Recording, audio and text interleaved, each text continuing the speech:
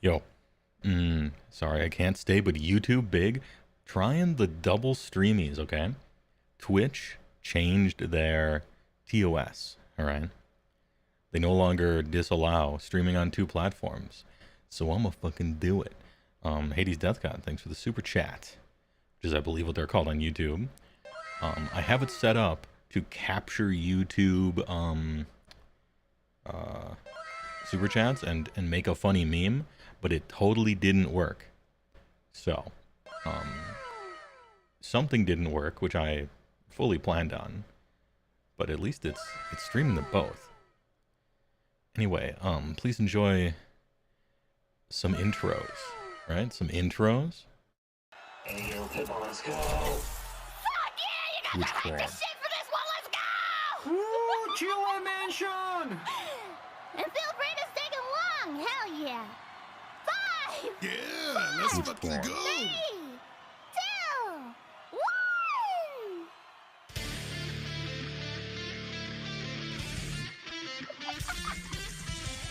18 naked cowboys in the showers at Ram Ranch. Big hard throbbing cops want to be soft. 18 naked cowboys wanting to be soft. Cowboys in the showers at Ram Ranch on their knees wanting to suck cowboy cock. Ram Ranch really rocks. Woo!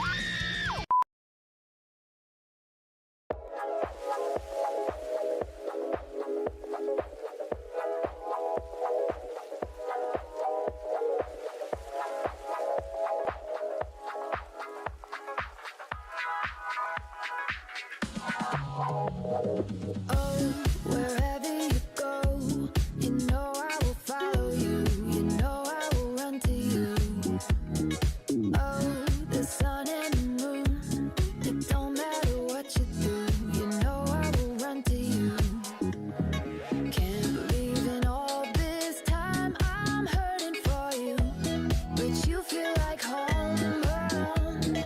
Love you give it lift so high, I'm dying for it. I'm dying for it, and I can't let you go. Hide away from me. Hide away from me. Hide away from me. Don't you lose, don't you lose. Hide away from me.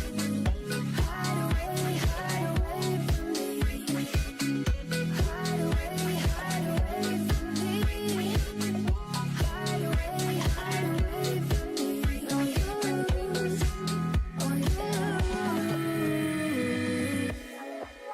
If you hide away, I'll hunt you down and follow you to the end of the earth.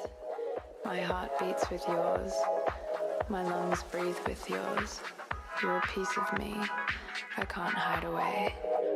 Oh, I'm under your spell. I'm aching and I'm fading, and nobody can see. I'm your heartbeat. You're a part of me. Can't believe in all this time I'm hurting for you, but you feel like home run. Love you give it lift so high, I'm dying for it. I'm dying for it, and I can't let you go. Hide away from me. Hide away from me. Hide away from me. Don't you lose, don't you lose. Hide away from me. Hide away from me. Hide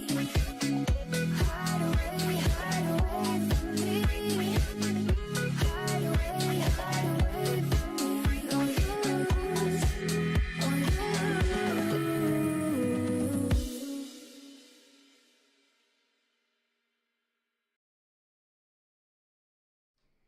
Yo, how you guys doing this fine evening?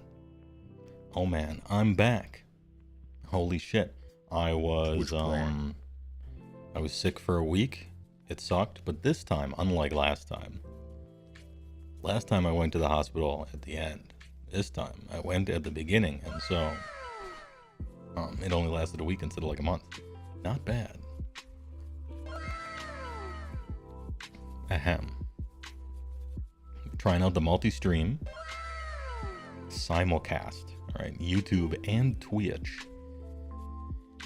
And I can't believe it's mostly working, to be perfectly honest. I can't believe it's mostly working. Put a note. Somebody write a note. By that I mean just me, I guess, as a mental note. The chat on the screen, as you can see, is only showing Twitch. It is not showing YouTube. I'm seeing YouTube, but it's not showing it. I set up this robot that's supposed to capture both, but it's just not. So, I mean, we'll see. I'll get that fixed. And then secondly, I set it up so that super chats and stuff would be captured by the same thing that captures the Twitch things. As you can see up there. Hey, timely, very timely. That guy, you know, all the different memes of stuff. I made funny ones for super chats and memberships and stuff, right? They're not showing up either, but it's actually kind of working besides that, so not bad. Better than I thought it would, to be perfectly honest. Anyway, this is the intro where we walk through the forest, and I thank people for all their early donations and stuff. Before we get to the show proper, Kahi subscribed to tier 1, thanks for the 20 months. Big, true, good comment. Thanks for the tier 1. CJ Busta subscribed to tier 3. A massive, massive tier. That shit's expensive. Thanks a lot. Their comment is, somebody shoot that guy. Hey, eat shit, bitch. Eat shit for life. Anyway, thanks a lot for the tier 3. Sunshine and Black, thanks for the tier 1. Weird as hell, seeing you live on YouTube. Also, why is it so hard to write an ogre list? Well, about that. It's a tricky army to write a list for, but I will talk more about that after I'm done thanking everybody. And I gotta make my list for Adepticon and submit it to their app. So if you want insight into how to write an ogre list, I'm gonna be writing an ogre list today. Tay Barracuda, thanks for the tier 1. Monday's stream, big. Jesus. True. Tay Barracuda, thanks for the 5 tier 1 gifters. Landed on 5 people from the Twitch chat. Appreciate it. Rip Chard Brimley, thanks for the Prime sub gaming. Alowak, thanks for the Prime gaming. Free for you. $2 for me or something. I don't know. Intros multiple in this. Yeah, Ram Ranch. Bringing back the classics, right? Constant Screaming, thanks for the watch streak. 7, let's go. Big. Baby Seal loves... What does Baby Seal love? Hold up. Bagpipes. Oh, nice name. Thanks for the Prime. Completely off topic. Can we get a quick Dragon Ball Saga tier list? Rip Toriyama. Yeah, it's part of the news section. Go ahead. In Discord, give me a tier list of the Dragon Ball sagas, and I'll do it. I watched them 30 years ago, so chill. But there it is. Ranimate, thanks for the 5 tier 1 subs. Appreciate it on Twitch. Thank you for the 5 tier 1s landing on random people. DK Ratesburg, thanks for the Prime Gaming. 40 months, double big. Tier 1 for Mike Scarborough, 23 months. Big healthy stream, moisturized. Coco ready, happy. People Comfy, thanks for the tier 1. Soon. Yeah, it is soon, we'll see. We shall see. And Branimate, thanks for the tier 1. I think I got everybody on the Twitch side. Thanks for the 19 months. More months? Jesus. Tyler Stillwell, I'm glad to see the big man back. We're back, baby. I'm not even dead. I was much closer to dying last time. But I was still out for a week. And, dude, so much happened this week. I got a lot of news to catch up on, and it's not even just AOS news. There's a lot of news that happened. Anyway. Played any Helldiver, HeyWoah? I'm probably going to. The game looks tight. The problem is you have to have friends to play that game because it's co-op, so that's what's kept me away from it so far. But we'll see. Hermit life. Sorry you can't, double streamies, blah, blah, blah. You want to know the funniest thing? Hold up. I gotta thank people. Natalia Armoza. How you doing? Right back at you. Nipple Swag 08, great name. Thanks for the $10 on YouTube. I appreciate it. We go over the Dude Trust Me Index Armies leaks this stream. Big moves, by the way. Love you. Thanks a lot. Yeah. This is news stream. I was sick, just in bed with feverish, couldn't move, couldn't do anything. So I missed everything. And so this stream, big news, talking about all the AOS news, all the leaks, Adepticon previews, 4th edition, Skaven, just everything. And then also some non-AOS stuff that happened as well. Going over it. Anyway, thanks for the super chat. I think that's a super chat. I'm still getting used to YouTube over here. So, you know.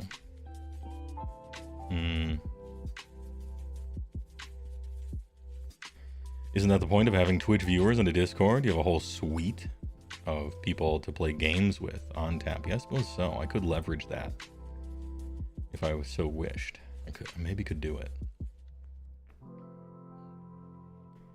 Anyway, thanks to the Tier 1 Tension 8105 for 33 months. Good luck at the tournament. You would show up, but you have to get married or something. Oh, well, you know what? As long as you're doing it on purpose. That's the important thing. Anyway, good luck. When next community hobby stream, the people want to know. I do have it. I have it over here. Everything's like technically all set up, I think. Maybe not. Hold up. Without turning any of the lights on, let's just switch to paint cam. Nope. Never mind. It is not set up. It's plugged in, but it might, okay, it's not set up. Back to the walk. All right. Oh no, I'm probably going to have some hobby to do before Adepticon. So it'll be then for community hobby. Have your marriage at the event. I think a lot of people do. It's a big old convention center. So, wasn't there a good ramen spot over by Adepticon? Yeah, it was called, I think, what was it called? It was some industrial kind of name. Like, Ramen Junction or Red Light Ramen or something like that. I don't know. But that was a good one, and we're going back. In case anybody doesn't know, when I go to events, I make a little Discord thing, so that everybody can meet up if they want to. Any people in the Discord want to meet up and do stuff amongst each other or whatever. I put a little thing there so people can type and ping and look at it. And every night, we always go to big dinner, which is something like 8 people usually, but it's whoever wants to show up really. We go to different places. Last year, it was Goth Girl Burger Place, then Dim Sum, and then some of the best ramen I've had. And also a Mexican place that I can't recall, that I didn't think was very good. Definitely going back to the ramen place. All the other places, we'll play it by ear, but I think we'll make that one a staple. Twitch Prime. For sure. And also, since it's Adepticon, bring your commander decks. We're playing commander, dude. For sure. I'm going to be playing probably more commander than Age of Sigmar, if I can help it. We'll find a table and just section it off for some pods. What burgers? It was a Goth Girl burger place. And the burgers are pretty good. They weren't great, but I would go back. And damn, I just can't explain why. Can't put it into words. But I would go back. Yeah, Fat Rosie's. That was the Mexican place. I mean, it was okay, but I don't think I would go back. And Fat Fats was the dim sum place. That place was pretty good. The service was unbelievably slow, but they were also being destroyed by just a million people. The whole place is full. I think a waiter quit. Whatever. So may or may not go back. I just like dim sum, so maybe might go back. Definitely going back to the ramen place though. That shit was cash. Met a bunch of the mods. SD Arcade. Rob was there.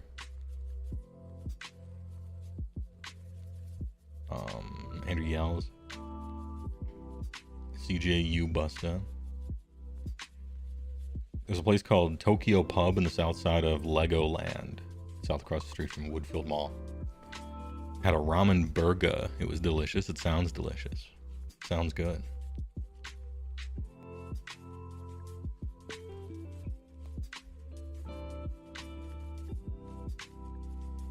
Just got thanks to the Prime. Appreciate it. 3 whole years, 36 months. I'll have to take your word for it. More time than you spent at all but your longest tenured job. Nice. Thanks for the... Honestly, thanks for liking my stuff. To be TBH. Ramen noodles for the bun. Oh, weird. Okay, interesting. Ramen noodles for the bun? How would you hold such a thing? Anyway, it just sounds interesting.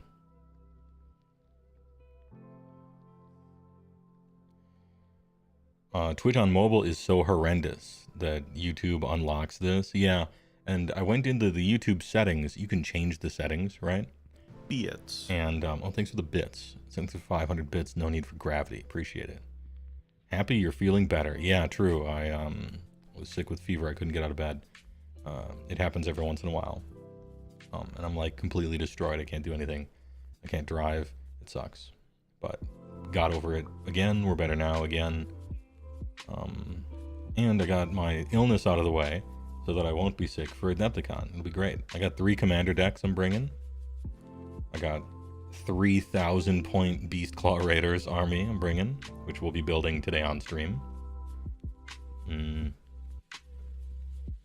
Hell yeah, you got 2 commander decks? Nice, let's go. Yeah, I got the pre-con crud. Anyway, what was I saying? Oh yeah, about YouTube. There's a setting in YouTube Live you can click, and it allows people to scrub through a live stream. And then there's another setting you can click that when they're scrubbing through a live stream, it live scrubs through the chat at that time as well. And like some people don't have that, and apparently it's just an option you can select. So that should be kind of nice. Burger picture in HeyWoah channel. Let's see.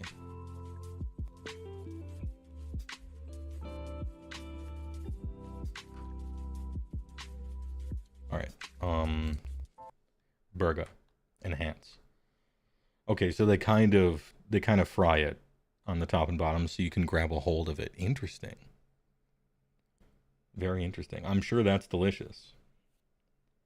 I'm sure it's delicious. I don't know if I want to go here. I'm going to be totally honest with you, even though it looks very good. Because, like, we're probably going to go to a burger place one day, and we're definitely going to a ramen place another day.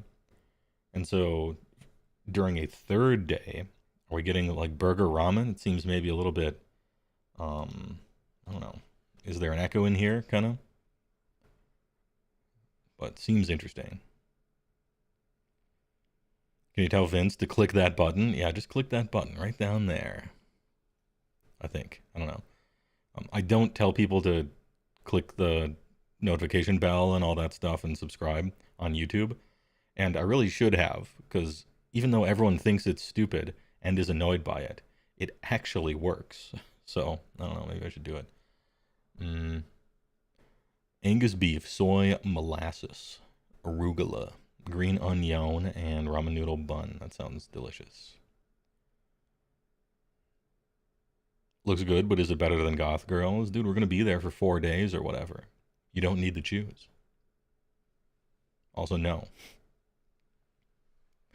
Soothsayer, you quit Twitch a while back, so you're stoked to see YouTube streams here. Big moves. Thanks for your service. Appreciate it. Smash that like button. Destroy that bell. Hey, you know what we got?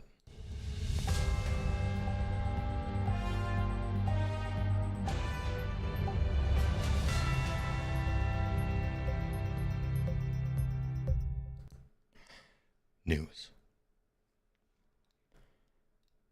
First things first, shall we? Adepticon 2024, tune in for the next huge Warhammer preview.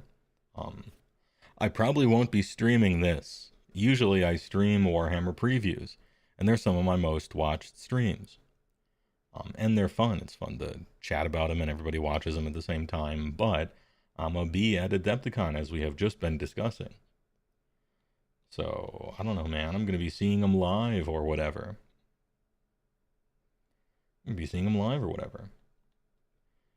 Quite possibly 4th edition? Question mark, exclamation point, question mark. We'll see. Skaven, like we've been saying for the past year, because that dude, trust me, was actually kind of trustworthy. Streaming live from Adepticon? I don't know about that, Kahi.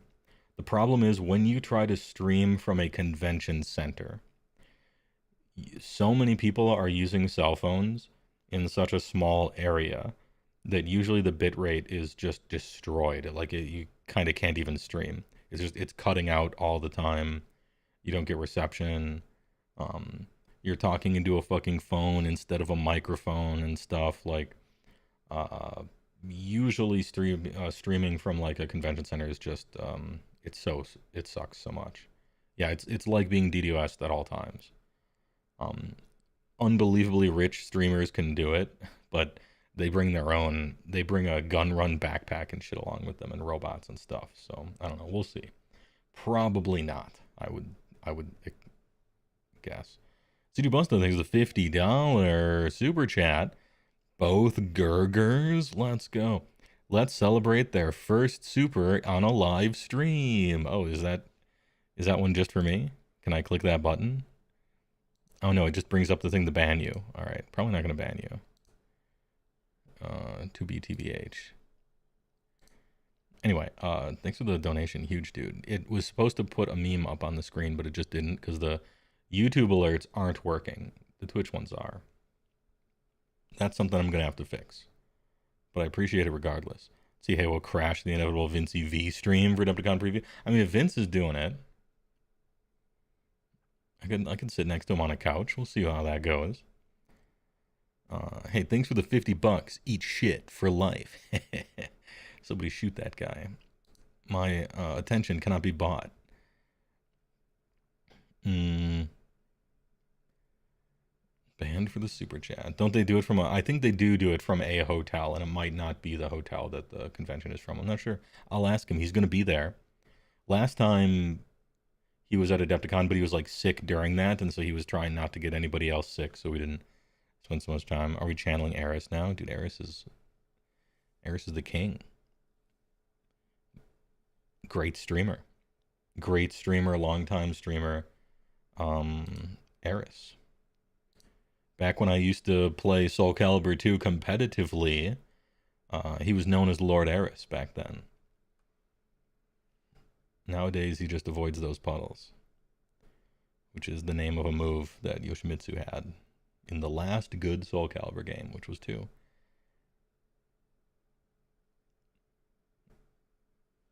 Blue name question asker. Preview for everyone else happens about an hour after it happens at Adepticon. Okay, so maybe I got time. We'll see. Lord Eris rules with an iron fist. I mean, it's a great bit. He's just I was going to say he's a natural streamer, but few people are natural streamers. He's just good. Practiced a lot. He's done it for a long time, and he's very successful at it. I don't got anything bad to say about him. The man's entertaining. Anyway, a storm is brewing in the mortal realms. 2 Dongbringer Crusades have set forth from Hammerhall to forge new settlements and strengthen Sigmar's hold on the mortal realms. Sorry, hold up. Enhance. Okay. After many trials, the foundations for both have been laid, and the difficult work of building continues, but something is brewing in the dark. Chill.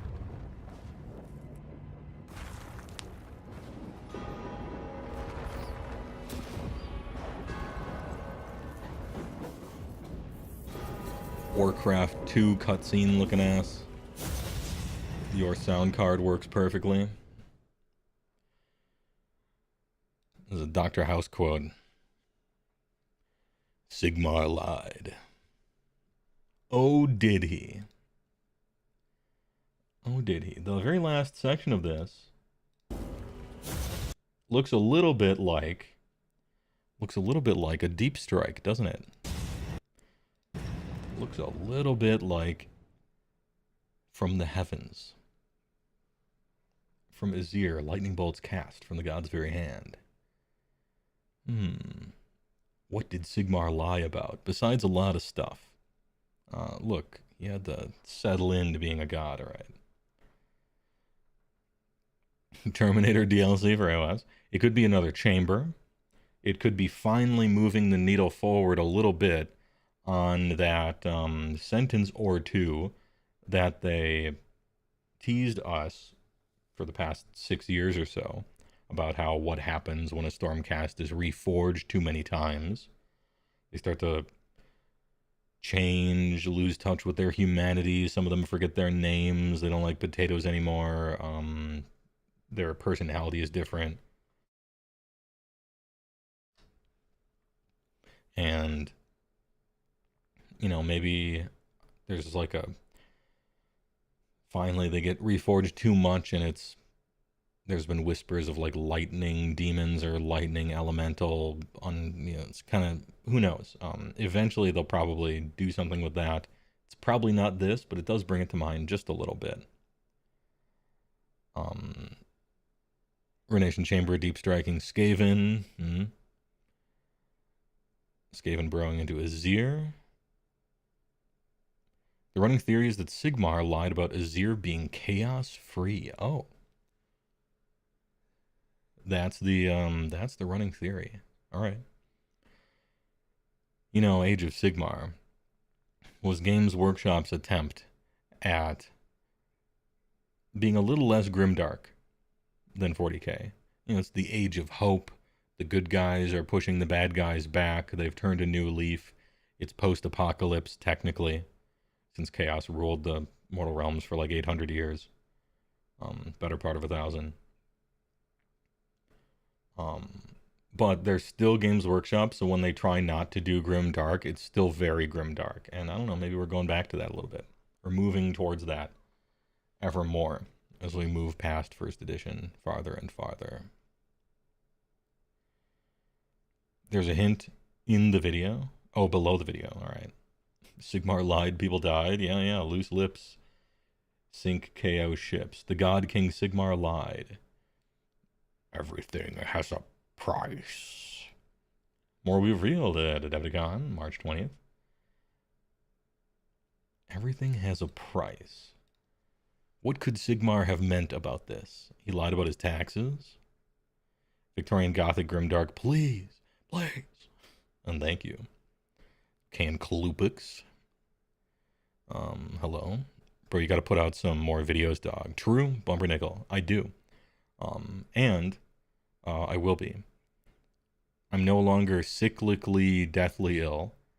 And the huge amount of work that I had to do for my day job last year is kind of tapering off at this point. So I can spend some time on the old YouTube, the old Twitch channel, the old Discord, and whatever third thing that I need to mention, because rule of threes. Warhammer, try it, it's free. Yeah, true. Yeah. I've seen that. What is it? There's a little blackboard somebody drew a thing on. Try it, it's free. No, it is not. I mean, you can try before you buy on TTS, for sure. And I think it's just being a smart shopper to do so. But, you know, you got to get into the game. Shit's kind of expensive. I'm going to be perfectly honest with you. I come from Magic, okay? So my background is 20 years of Magic, more even. And I had heard, being in game stores for most of my life playing Magic, you overhear Warhammer players every once in a while. And I went to college with a few Warhammer players. And I've been listening to them bitch about how expensive Games Workshop stuff is for 25 years about. And when I finally picked up Age of Sigmar, Warhammer, I got into it. I'm going to be perfectly honest with you. It ain't shit compared to Magic. It doesn't mean it's not expensive. I just come from a game that's way more expensive. That's all. I don't know what the point of that was. More of a comment, really. Excited for new rats? True, for sure. Unenhanced. Okay, we're back. There's a lot of news to talk about in the Discord here that I have missed from the past week of being super sick. What shall we talk about first? You know what? Let's go in order. You know? Chronological order. We did Sigmar Lied. We talked about Adepticon. There's a war scroll for the Foot Hero, right? Foot Hero war scroll. The Lady. Warhammer hobby community presents a flock of fantastic miniatures from Dawnbringer's Book 5. Yeah, your little Dungeons and Dragons adventuring party. These things, not necessarily this one, but things like these, have started becoming almost playable sometimes, which is a big change of pace. I don't know if this one happens to be, but I know there's some corn ones that people actually play with, amongst some others. How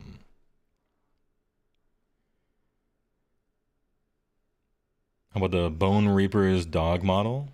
Proving the GW will keep milking the fact that War Bandits and pets sell like mad. Yeah. I hate to be a stick in the mud. Actually, I love it. It's very fun. But you don't want to do it too much, otherwise you're the hates everything guy. And you don't want to be the hates everything guy. It's hard to shake off, you know. But yeah, I don't care for the little doggo friends that they always put in these things. It's like it's corporate meme kind of stuff. I mean, they put a crab out, and they put a little stab grot, and then a bunch of dogs, and I don't know. Everybody loves it, I guess, and so they have to do it every time. I don't know. It's a little bit of a corporate meme, and I don't care about the little friends. However, it doesn't affect me, so I'm not like actually upset. Damn, what a paint job. Shit's kind of hot. Good use of color. You're just jealous because Frost Sabers suck? Wrong. Well, not wrong. Frost Sabers do suck, but I'm not jealous. However, Frost Sabers do suck, though. Oh, there it is. Ooh. Ooh. Talk about a foot hero, am I right? Anyway. Niara from Laveau's Day Sigmar. Okay, a bunch of different... Ooh, we got a little underlighting here from the Blood Slime. Nice work. Orange and blue DVD cover a little bit. Different paint jobs for it. Nice and purple. Ooh, alright. Doomfire Warlocks every time, always. Please, someone buy Doomfire Warlocks, please. They censored her war scroll, did they? Where is it in Giga? Somebody posted it in Giga, right? Surely. The Lady War scroll. Maybe I missed more than I thought. I'm like scrolling up over here. 9 days. Furious sniffling. What's up, I got the funk. Appreciate it, thanks a lot. Kind of get it a few times, it's like cool and unique, but it feels overdone now, I suppose, but it's not like actually worth complaining about. Especially because it's shit for like other armies. I don't play these armies, so I guess I don't care. They did do one, no, they did a few for ogres, but they did one for Beastclaw, which is the half of ogres that I play. Some guy man trapper, and he had like one cat and some Noblars, and his sculpt was awful, and his rules were kind of bad, and so I mostly just don't want it. I don't want that stuff. Goose Gaming.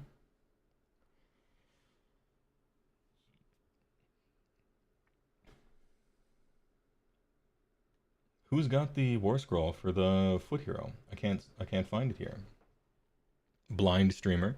Am I blind? Darkoath miniature. It's in downloads. Oh, they actually have it. Okay, I see. I thought this was like something that somebody found, but actually it's just straight up on their website. Well, then I can get it here. What would it be under?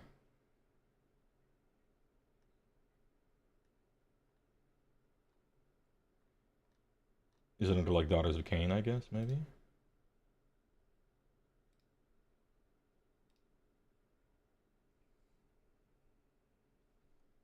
In the weird additional war scroll section. Okay, all right. Well, let's find it. Downloads. Oh, Warhammer Underworlds, maybe? Somebody posted this in Giga. I can't navigate Games Workshop's website. Evening, HeyWoah. I've enjoyed your stuff for years. Wanted to say thanks for all the great videos. Hey, I appreciate it. C. Appreciate TY very much. Going to be doing some more stuff on the main channel, but I thought I would multi-stream to YouTube for once. I've been streaming to Twitch exclusively because contractually you had to, but they changed their rules. You can multi-stream, and so I am. E says, hello, Mr. Woah. Wolf Rats are coming back. Are you hype? They're probably coming back. Wolf Rats. I don't know anything about it. Wolf Rats. Am I hype about Wolf Rats? No. But don't misunderstand me. It's only because I don't know what they are or the significance of them, because I don't play Skaven. Tell me about them. If they're mutant rats, I don't know. Posted PDF. Yeah, we got it. Cthulhu, the Crone Seer, aka the Foot Hero. 14-inch move, 6 wounds, 5 up save, 9 bravery. Okay. Definitely a fragile hero, but super fast with flying. Nice. Thanks for the Prime. GD Panda, appreciate it for 37 months. Back, bigger than ever. In a bad way. They're like big rats that eat stuff, like giant rats, but bigger. Do not talk, roll around on all fours. Oh, okay. They're rat cavalry from 4th edition or something. Okay. Grow stitched creatures or something. You're hoping the Sigmar Lied reveal is to claim that Azir is unbreachable, and the Skaven have gnawed into it. Oh, like a long time ago or recently, I guess. Somebody else said something like that too, where they're like, the people think that Sigmar Lied is referring to there being chaos in Azir actually somehow. And since 4th edition, oh hold on, actually, all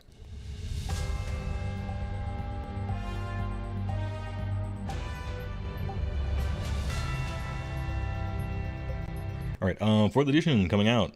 Everybody knows this. Probably going to be announced at Adepticon. The starter set is probably going to be Stormcast, because it always is, and it's probably going to be Skaven, because sources that are trustworthy have said that it is definitely going to be Skaven for the past calendar year. So there's your news that everybody knows. Anyway, is this unit good? She has a decent amount of bonks and attacks, okay. A renegade prophet touched by the divine essence of a long-forgotten goddess. Cthulhu, the Crone Seer's rise to prominence has rocked the cult of Cain to its core. She calls upon her powers of foresight and shadow magic to annihilate those who stand in the path of elven destiny. Sick. A long-forgotten goddess. Oh, wow, okay. A challenger to Marathi approaches. Interesting. Burnt offerings. Once per turn in the hero phase, not just your. Okay, so it's twice a battle round. If this unit is wholly within 6 of a friendly Cauldron of Blood, you can say that it will commune with Morai Heg. If you do so, pick one friendly Daughters of Cain unit wholly within 9 of this unit. Does not have Scathborn Medusae, Melisai, Shadow Queen, or Marathi, and roll a die. Okay. So we're helping foot people. So this has to be 6 inches of a whole cauldron of blood. And then we're targeting stuff within 9 of this. All right, making a little Venn diagram out of stuff, it seems. So you're priced into buying this lady as well as a cauldron of blood of some sort. Roll die. On a 2-up, you can pick one of the following prophecies to add to that unit. A unit cannot be affected by the same prophecy more than once per turn. Okay. Enemy units within 3 cannot receive commands. On a 2-up, okay. Big. Quite strong effect. Well, within 3 of this unit. Well, no, okay. Not Cthulhu. This unit probably means the unit that you pick within 9 of her. So, never mind. It actually is a big effect. This unit can immediately make a normal move if it has not already made a normal move, retreated, or been set up on the battlefield in this phase. So you get to make a hero phase move. That's great. Cancel commands to a unit within 9. That's great. Until the end of the turn, while this unit is contesting an objective, enemy units can only contest that objective if they have hero or monster keyword. That's either useless or, I mean, I don't care. No, wait, I do care. This matters. I was going to say that this is Age of Sigmar. You just kill something if you don't want it to capture. However, you can do this on opponent's hero phase. And so you make their unit that's on the objective unable to capture. And then later in the turn, they just kill all your guys because it's their turn. They still can't capture. That's kind of sick. You can give the unit a ward of 4-up. Alright. Sick. That's good.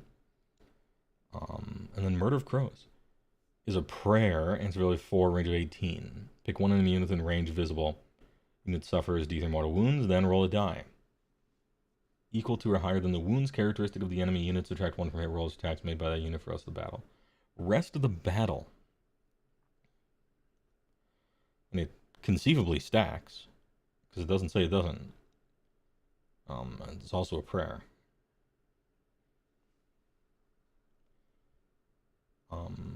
Oh wait, Foresight is not a, pardon me, Foresight is not a burnt offering. It's just what she's got. Otherwise she might die instantly to everything, right? So we gotta give her a 4-up ward, fair. So D3 mortal wounds, -1 from hit rolls. It only works on 1 wound enemies for the most part. I mean, maybe it'll work on some stuff if you're real lucky. Otherwise. But I like how this can stack multiple -1s. Kind of neat. 18-inch range is a decent range, too, for her.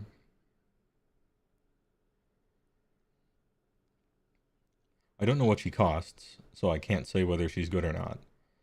If you get one, and you play with one, you are probably not playing with Marathi or Snake Ladies, and you're also probably, well, certainly buying a Cauldron of Blood. So it's their attempt. It's their attempt at doing something that I'm glad they decided they needed to do, which is try to give you a way to play Daughters of Cain that doesn't involve 100% always choosing Marathi in your army every time. So if that was their goal, that's a good goal to have. I'm interested in whether that'll work or not. She is 170. Okay. That's a pretty reasonable price for this much value. Happens to be a priest. Is a named character, so that's a downside, right? Doesn't have a subfaction, so she's not locked. Not locked into a subfaction. Kind of nice. Project Melody is painting a squig, by the way. Don't embarrass me. Do you think I don't have her stream open right over there? Imagine. Imagine not following your Oshis. Chill. I mean, who's that? I mean, who's Project Malady? Next bit of news. I like Cthulhu. Hey, any Daughters of Cain players in either chat? What do you think about this lady? Obviously, you probably would have to test her out and see how it works, but just sight unseen, well, actually sight seen but not played. You think this is a possibility to play with? Like friendship ended with Marathi, put her on the shelf, try out Cthulhu and see what happens.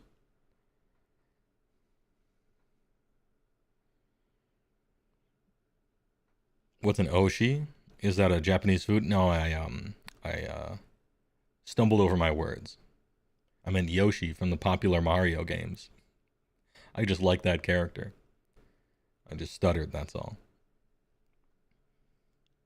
You like that there's a secondary list option for Daughters of Cain now? I mean, that's kind of how I feel about it. I don't know if it works. I don't know if, because a secondary list option, that can mean a lot of different things. But if it's not about as good, then it's not really an option. It's just another pile of crap that you don't play with, right? I'm not sure. We'll see. I'm glad they're trying to do it, though. It seems good to attempt to do such a thing. Is this a carrot? Yes, Henya. Here's $5. Delightful. Will Cthulhu keep people from crying for malaria and dark elves forbid? No, they will never stop. I mean, they can't be wrong forever, Soothsayer. Obviously, Malarion, Shadow Dragon, Dark Elves, eventually they're going to be part of Age of Sigmar, right? Teclis's brother,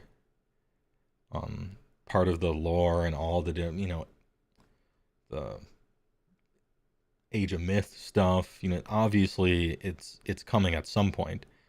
But I started playing the game as soon as it got points in first edition. And every 6 months, people were like, right around the corner, Malarion coming out. It's gonna be a big old shadow dragon. We're getting the Dark Elves. They're coming back. Very next release, guaranteed. And then 6 months later, it wasn't that, it was something else. And then 6 months later, and they've been doing that. They've been calling their shot for 7 years. And every time they're wrong. But eventually they'll be right. They just have to keep calling that shot. Silent people, Tomb King soon people, Chorfs, these people might always be wrong. I mean, Tomb Kings were always wrong because they're going to be in Old World, not in Age of Sigmar. So Tomb Kings were kind of proven to just never be a thing or a plan for Age of Sigmar. Jury's still out, I guess, on silent people and Chorfs and stuff. Personally, I hope not. Because Chorfs are a stupid idea and a dumb-looking and being army from a million years ago, with awful models and dumb themes. If they're ever going to do Chorfs, please put them in the Old World where they belong.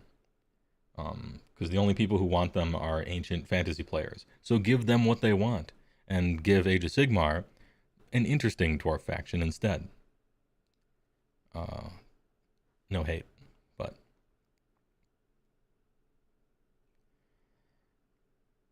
Sergio Busta became a galactic overseer? Let's fucking go! I can't remember what tier that was. I named the tiers funny things. There's HeyWoah Enjoyers for $3. There's Sorcerer Supreme for $10, I think. And Galactic Overseer. And I can't remember what that one was. 25, maybe? I put it as some crazy high number that no one would ever click on. But of course CJ did, because he's fucking based. Hey, I appreciate it. What am I supposed to do? Daddy made some crazy promises with these YouTube click to give me money things. What did I say that I would do if somebody actually subbed to that? You're gonna have to tell me. I can't remember. I set it up earlier today. People keep saying Chaos Dwarves are coming. I certainly hope not. Chaos Dwarves are 100% an old world thing. They belong, like, if they're gonna do Chaos Dwarves, it should be in Warhammer the Old World for sure, and not in Age of Sigmar. That's essentially my take for Chaos Dwarves.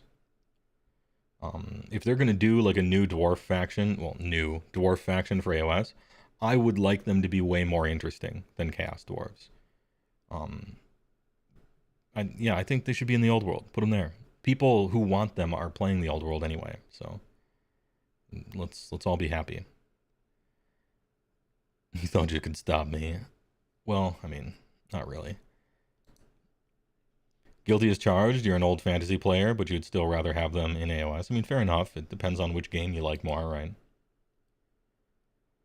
They could make some pretty dope AOSified Chaos Train. Yeah. Yeah, they could. But what if it was a Slaves to Darkness AOSified Chaos Train? Or a Khorne one? Or a Skaven Warpstone train car artillery thing? Like, you could put that idea in any of the current factions and it would be badass. And I don't think you need to bring everything else into there with it. It's kind of like OBR. If something gets into AOS that's old, it's probably going to get reimagined. And some people are going to like that and some people aren't. Rat trains got you sweat. Ooh. Yeah. You want the Skaven Pain train now? See? You just have to rotate the dial a little bit. Obi Watts things are the tier 1, by the way. 34 months. Appreciate it. 6-month streak. Not bad.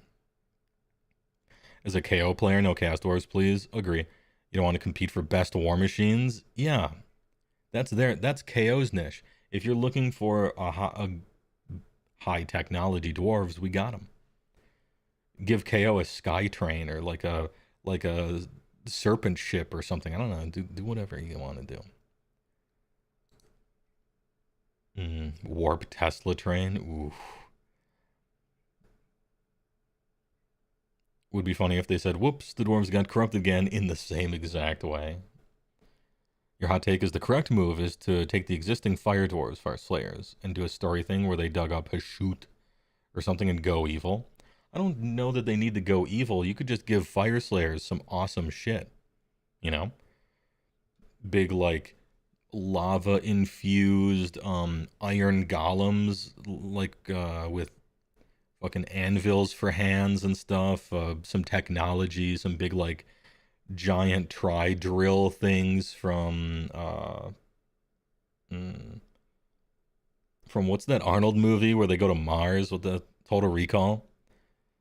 You could give Fire Slayers a bunch of tech, but it's like dark iron tech, and that would be just as cool. You don't have to be evil. You could just make them look cool. You do all sorts of stuff with it. GW shouldn't be allowed to make more armies only if they finish their current ones. Finish your vegetables. Yeah, that's usually what I say. I feel like chill with the brand new armies. We got 26 of them. 27? Question mark? We got a lot of different armies. We got a lot of choices. I feel like don't make a new army until nobody has any metal in their line anymore. Until nobody has any fine cast in their line anymore. At least everybody should be on plastic before we come out with more new armies. But new armies are the things that sell the best. I know, I understand.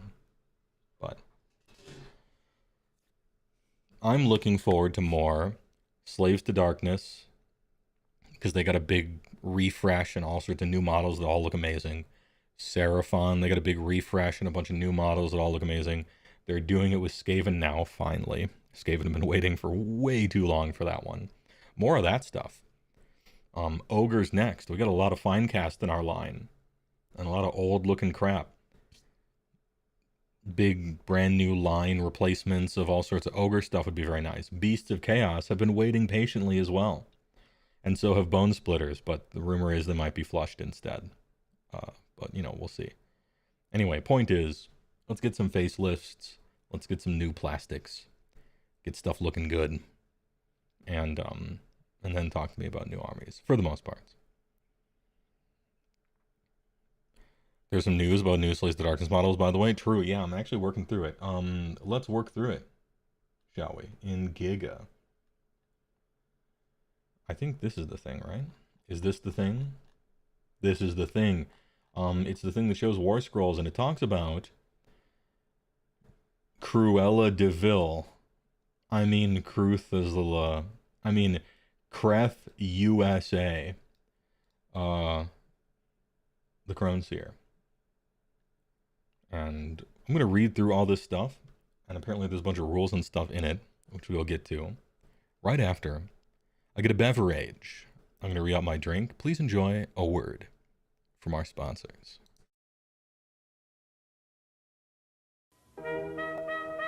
Right now, you could be savoring the rich, creamy flavor of angel food ice cream. It's the extra cream in angel food that blends all of your favorite flavors so they're always smooth and creamy, never pointy.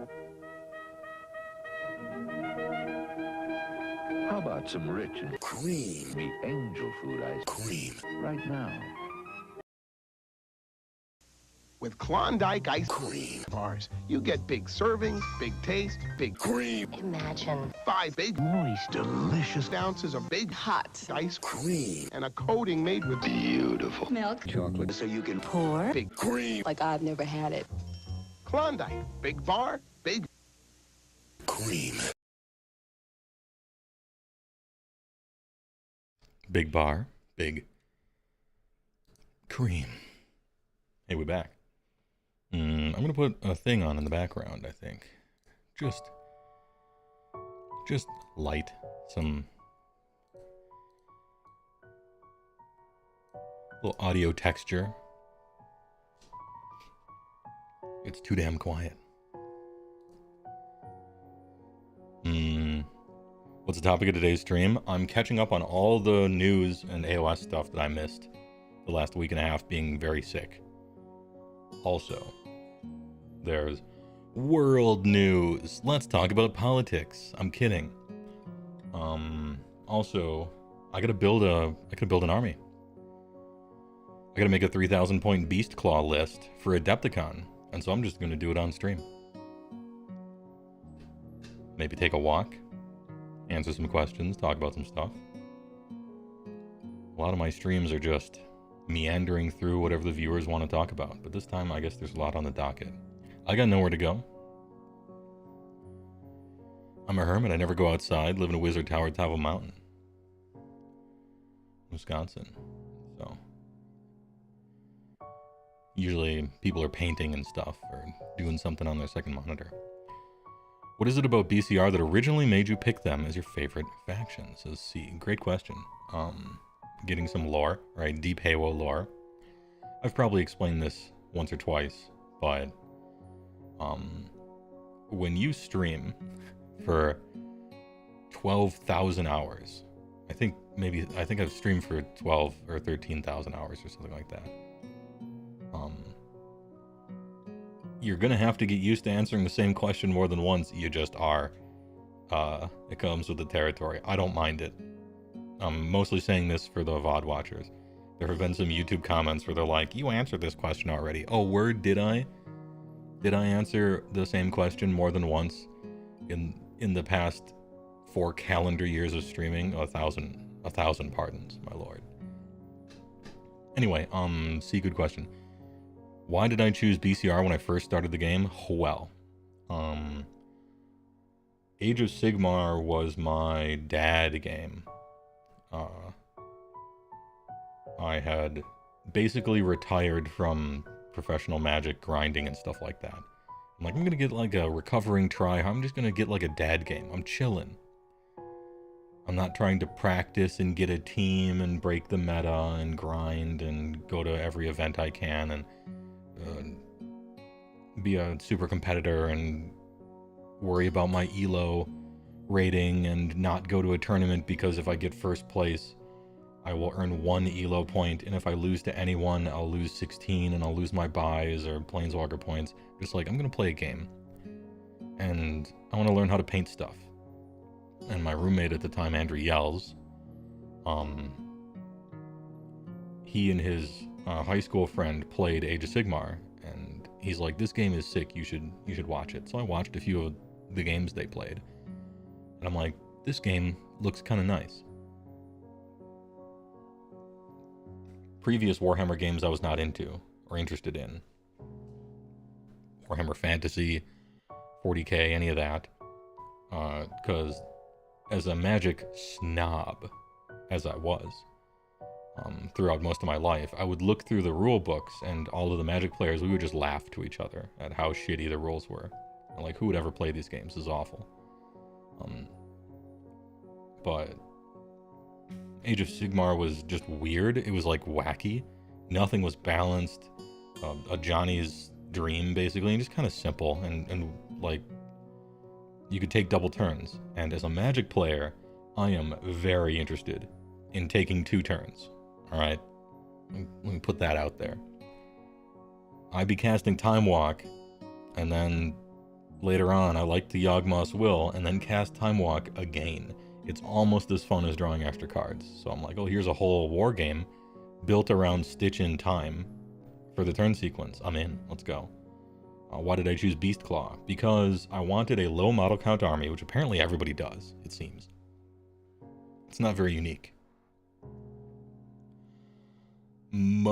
Should I even say most people? Who knows? Most people, I think, when they're getting into a game like this, they want a low model count army because they want to paint 1 million guys. And that's why I wanted a low model count army. I did not want to paint 120 skeletons, or whatever the fuck. And then furthermore, I ain't trying to spend a half an hour on my movement phase, moving 100 guys, wasting my time, wasting my opponent's time. I don't want to waste people's time. And plus, like, big shit is cool. I like huge stuff. That's awesome, right? Hotspur, thanks for the tier 1. Appreciate it. For 41 months. That's a long time. Good comment. And so Age of Sigmar is kind of like, at the time, it was sort of like over the top fantasy, you know? And I was tickled by the fact that in a normal war game, maybe, the huge army would be like the ogre army. Okay, you got ogres. They're 10 feet tall, 6.5 feet wide, some of them. Brian Shaw looking motherfuckers, right? And that's the big dude army, but not Age of Sigmar. Age of Sigmar is like, okay, the big dude army, they're all huge ogres, but then also they're all mounted on even huger crap. I'm like, that's great. Everybody's mounted, nobody's on foot. They got woolly rhinoceros, Mornfang looking guys, they're riding on giant woolly mammoths. This is awesome. At the time, Gutbusters wasn't an army. It was just Beastclaw. That was the book. We had our own battle tome and stuff. And I didn't really like Gutbusters. I was much more into Beastclaw. And their playstyle was very all-in, tempo. Short-term, big risks for heavy rewards. You always lost long games. You kind of had to play like a burn deck, you know, where you just overwhelm them, go for a double, and if not, you just lose because you can't win a long fight. So I'm like, yeah, I'm in. Plus, remember, I was interested in learning how to paint models. And I looked at Beastclaw, and I'm like, they got all the different material types. They got fur, hair, leather, chain, metal, bones, tusks, a bunch of skin, faces, even rocks and stuff like that, and ropes and wood. They got like basically every material type you could possibly imagine, plus a bunch of skin and faces. And so I'm like, well, they got everything. Now I can learn how to paint everything. This will be great. And they looked very customizable, and I wanted to customize everything. And I wanted an army that kind of sucked. Because at the time, I'm like, ooh, I don't want to take this game too seriously. I'm going to choose a sucky faction. And at the time, Beastclaw was like the worst army. Next to Flesh Eater Courts. That had rules anyway. And so I landed on them. And I liked the play style because I tested them out with empty bases before I bought them, because shit's expensive and it takes a long time to paint it. You don't want to make the wrong choice. You don't buy something and paint it, and then 3 months later you play it for the first time and you're like, oh, I don't like this. I didn't want that to be me. So I tested them out, and I loved driving little monster trucks around the table. You know, 12-inch move, run and charge. So we're chilling on just like straight 18s all over the place. Impact hits I found to be a very satisfying mechanic. I liked the idea of charging, impact hit, charge, impact hit, and now this thing is dead, so then your guy who used to be in combat is free to then charge over. I like the overwhelming kind of stuff. And I liked how brutal it was. I liked how unforgiving the playstyle was. I enjoy unforgiving playstyles. Ones where if everything goes right and you play perfectly, you destroy the person. But if you get unlucky a little bit, or your opponent gets lucky, or you mess up, you fucking lose. Because you deserve to lose, because you made a mistake. And so play better next time, you know? I actually like that. Some people don't. Some people like maybe a Nurgle style, Slaves to Darkness style thing where your dudes are just all huge and really durable, and you have a whole bunch of wounds on the table and rune wards, and you have spell casting that you can use, and then very good anti-magic, and then also you have this and have that, and a teleport, and you know, if you make a mistake you can recover. I like if you make a mistake, you're dead. That, to me, I enjoy that. And that's just like different people are gonna like different things. But yeah, I like that reckless kind of I'm gonna try to overwhelm you and just like take a few big risks and then dumpster somebody into a double. Or the game goes long and I can't win a fair fight because if I don't charge I lose all my rules, and you just lose. Or maybe you get shot off the table or whatever because you have no defense against shooting and you can't play any chaff. So if another Alpha Strike army fights you, you're just dead. I don't mind that. As long as something interesting happens in the game, I'm cool. I don't care, really, if I win or lose. I'm not playing this game like that, for the most part. I'm trying to win, and I'm trying to improve. I'm not trying to win. The game is you have to play against somebody, right? They're your opponent. There are win conditions. I like trying to build an army that's good with good rules and things like that, but it doesn't like emotionally harm me when I lose, if that makes sense. And so I have a little bit of a if he dies, he dies kind of attitude about it. So that was Beastclaw. That's why I chose him. And turns out I still just like their playstyle, even when they suck. They're still fun, even if you lose, for the most part, which is important. And so I played them almost exclusively through thick and thin. Usually thin, if I'm honest, but sometimes thick. Hitting you with the Katawa Shoujo music, based. I don't know what that is, but also good taste. Ahem.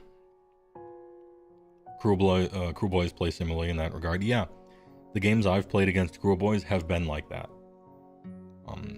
They either absolutely just melt you with infinite mortal wounds at medium plus range. They either just melt you into a puddle, or you get to them and they fucking explode into red mist. And I don't mind that. That's classic destruction on destruction. You know, somebody's getting blown the fuck out, and that's fun for me. Sometimes thick, yeah. You wonder how Cavalry Slaves Darkness does against BCR? I don't think I've played against Cav slaves. Like dedicated Cav slaves, actually. I would. I like to play the game. Let's see. Kilted Magma Man.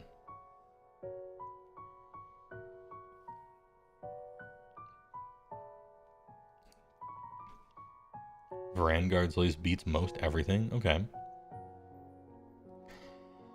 Sometimes it's weird though. Beastclaw randomly has good game against some very good armies sometimes. It just has to be the right type, I guess. Like, for instance, some of the best armies right now, KO, Khorne, arguably Seraphon, you know, some random stuff like that, Beast of Chaos. Lumineth Realm Lords and Croak-Nado. As a Stonehorn player, I'm surprisingly well positioned against them. I don't feel like, I think maybe I'm even favored, 55%, maybe even 60. If I'm playing against specifically Croak-Nado or like a Lumineth army, I feel like pretty good actually. I'm kind of good against them. Randomly. But one drop Alpha Strike, like KO or BOC or something like that, I would lose 10 games in a row. No chance from deployment, just 0 chance. So, you know, they got polarizing matchups, I guess, is what I'm trying to say. What advice could you give to sticking with one army? You envy people who can find their true love in wargaming. I don't think I can coach someone in being content. That's just kind of how I am as a person. I'm like a dog. You know, a dog, you take him out for a walk, and you come in, and you give him dog food. And he has eaten dog food, the same dog food, every day for the past 7 years. But when he gets through the door and he sees the bowl, he'll, oh, dog food again? Let's go! And that's just kind of like how I am about some stuff. I like driving monster trucks around the table like Beastclaw Raiders. I just like them. Some people hot swap between one thing and another thing. They get bored with something. Yeah, it's just kind of a personality thing, I guess, maybe.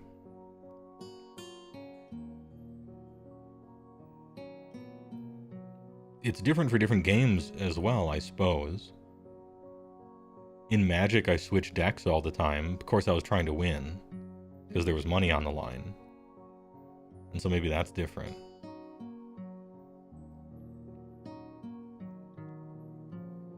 What I would suggest to you, Commissar Hawks T, is not to feel bad about it. Sticking with one army and just loving it for 3 editions, even though it sucked most of the time,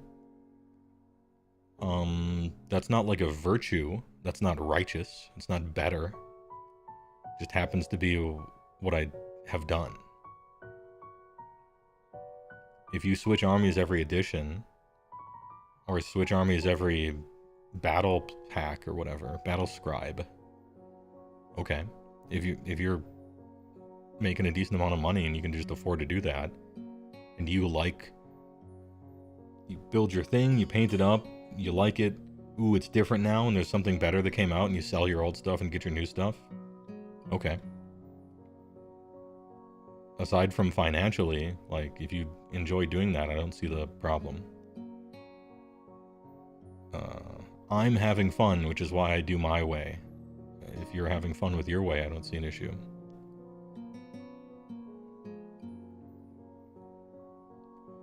Now, if it's concerning to you that you can't stick with anything, and you're like not happy about that, well then I guess that's something else. But I wonder if that's coming from within or from without. And my answer would change depending on that.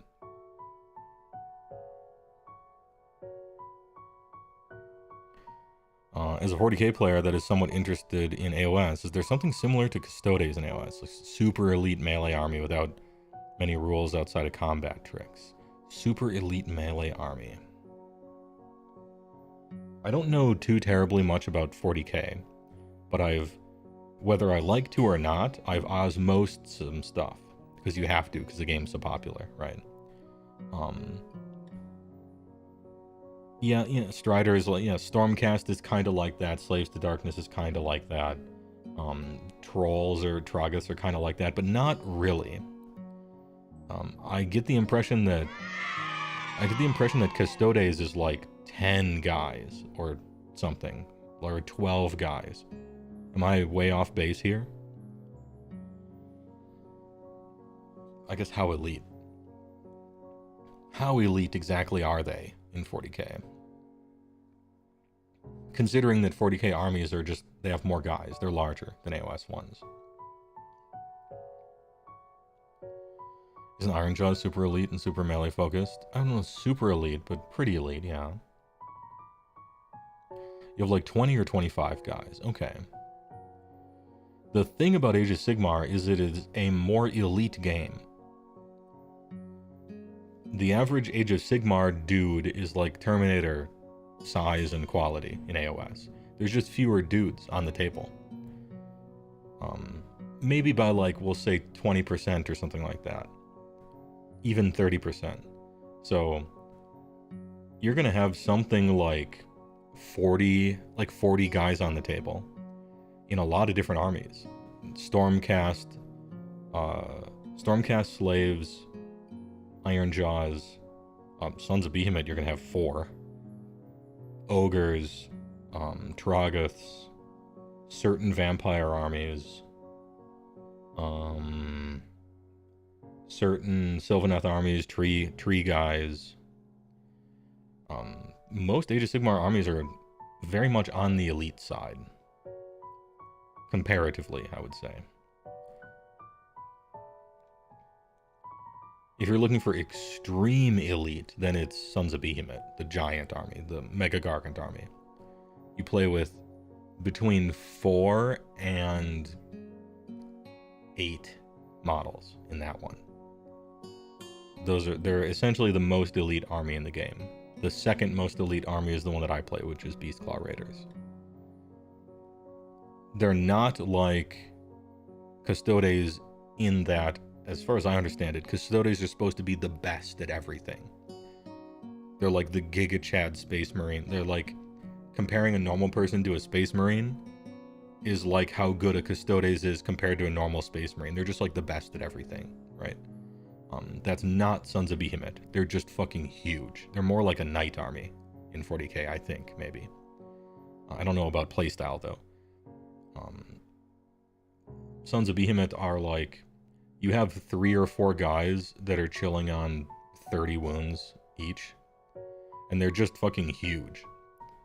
And they have a few tricky rules, but for the most part, they just have a billion wounds.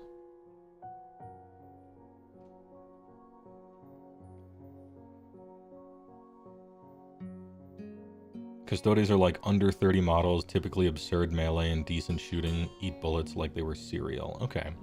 So they're badasses, is what you're saying. Yeah, if you wanted to do that, I would recommend Slaves to Darkness, playing a bunch of Chosen and Vanguard. Maybe an Iron Gut focused Ogre list, and an Annihilator focused Stormcast army, where you have like a bunch of units of Annihilators, either the ones with shield and hammer or the Mega Meat Slapper versions. Soulblight Hero Hammer might be that as well, says Burga. Yeah, Stalker, Mortis Guard, Heavy OBR. Ooh, OBR actually, yeah. I'm going to officially put OBR in the top 3 there. Ozark Bone Reapers are kind of the, like, tactical genius, great at everything. Really hard to kill, great damage, tons of debuffs and extra rules and bonus everything. The only thing is they can't shoot, and they're very elite. Also, you think they're slow. They're not slow. They're just... it's a trick. They look slow, but they're not. Paladin Stormcast, Shield Annihilators are too cheap. Yeah, they have gone down in points. Yeah, Dracolines, Annihilators, Paladins and stuff in Stormcast. Yeah, so I guess that's what I would point to. Look for Stormcast, Slaves to Darkness, Oziark Bone Reapers. Those would be my top 3, I think, in general. Maybe a tree man focused Sylvaneth, if you want very different kind of look. But yeah, that's what I would maybe recommend looking into.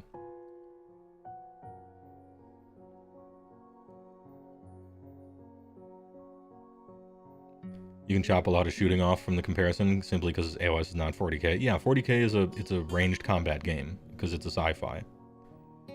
AOS is a lot more melee focused. Helldivers 2 stream when? I'm thinking about getting that game. It looks super fun, Penny Dude. The like the super democracy and super Earth and all that shit. It seems so quaint and creative and fun. You know. Anyway, I'm interested in it. I might just play it. It's fun. Remember fun?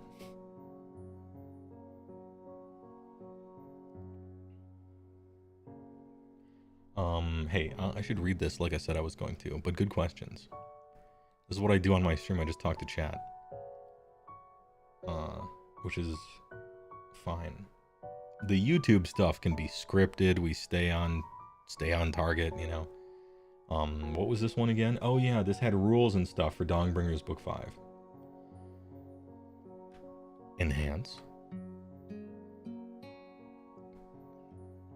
With Dawnbringer's Book 5 arriving immediately. Sorry, imminently. We've heard plenty about Callus and Toll, the witch-hunting duo, striving to save Hammerhall from a deadly plague. We don't yet know so much about the titular crone herself, Crethusa, the Crone Seer. Pivotal to the events of the book. She has a pedigree as old as the world that was. So who exactly is Crethusa, as we reveal alongside her incredible miniature? Losvig is open. Crone Seer was once a Cainite outcast, developed an obsession with Morai Heg, ancient elven crone goddess who was swallowed by Slanesh along with the rest. Crethusa was mocked and scorned for her beliefs, and when that obsession led her to the barbed circlet of Morai Heg with its inverted spikes, she gladly sacrificed her sight to gain her new patron's foresight. Okay. Only it didn't work. Blinded, ridiculed, and abandoned, she wandered despondent for years, till the fateful day when Morathi Kane ascended the godhood. As the High Council split open Slanesh, a sliver of divinity from the consumed gods within slipped out and found its way to Crethusa, who was transformed into the winged Crone Seer. Now empowered with potent gifts of prescience and prediction, Crone Seer has gathered a cabal of dissident Cainites who reject the divinity of Morathi Kane and instead seek Feyvour with Morai Heg. These Crone Seers pariahs move through the shadows to enact whispered plans and resist the increasingly draconian measures handed down from Hagnar. All while Morathi Kane and her loyal Scatheborn do everything they can to hunt them down. In Dawnbringer's Book 5, Shadow of the Crone, Crone Seer's pariahs become a brand new army of renown, bagged with thematic rules. They have a particular predilection for Doomfire Warlocks, the models we have failed to sell people for 7 years. The Light Cavalry, so scorned by Morathi Kane and the player base, who gain the battle line keyword and a new hit-and-run supremacy with the Skilled Skirmisher rule. Oh, good. Any rules? Ahem. Accepted outcasts. Friendly Crone Seer, Pariah, Doomfire Warlocks have battle line. Alright. Once per turn, in the charge phase, after an enemy unit finishes a charge within 3. Okay, so on the opponent's turn. Roll a die. On a 3-up, the friendly unit can immediately retreat 2d6. Oh, shit. Only one friendly Doomfire Warlocks unit can attempt this. Ooh. Totally ruining a charge, huh? That's potentially a big deal. Nice tactic. And it's a battle trait. It's not a command ability. No command required. Damn, that's kind of nice, though. A super redeploy. Albeit after you've taken impact hits, if your army has it. Alright. Potentially a big deal.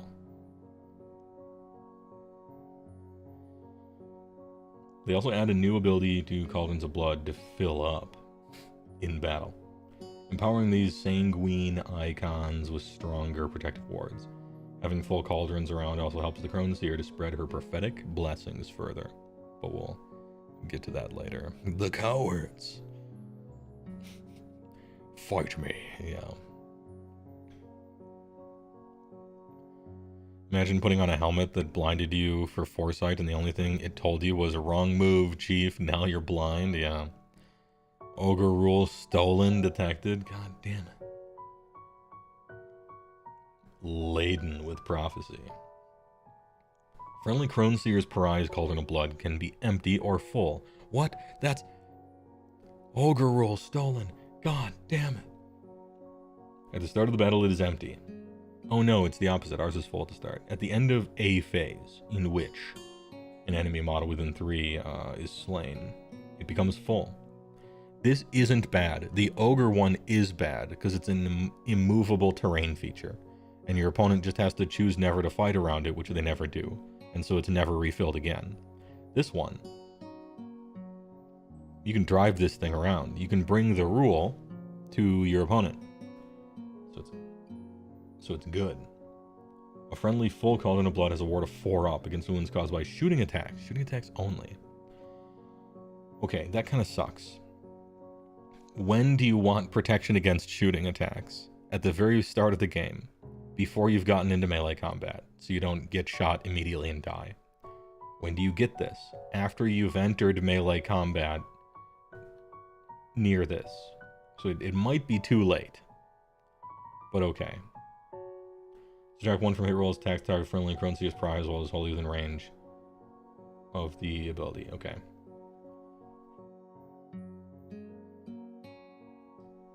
Ahem. -1 to get hit within its range, though. That's great. Is the prize the name of your keyword?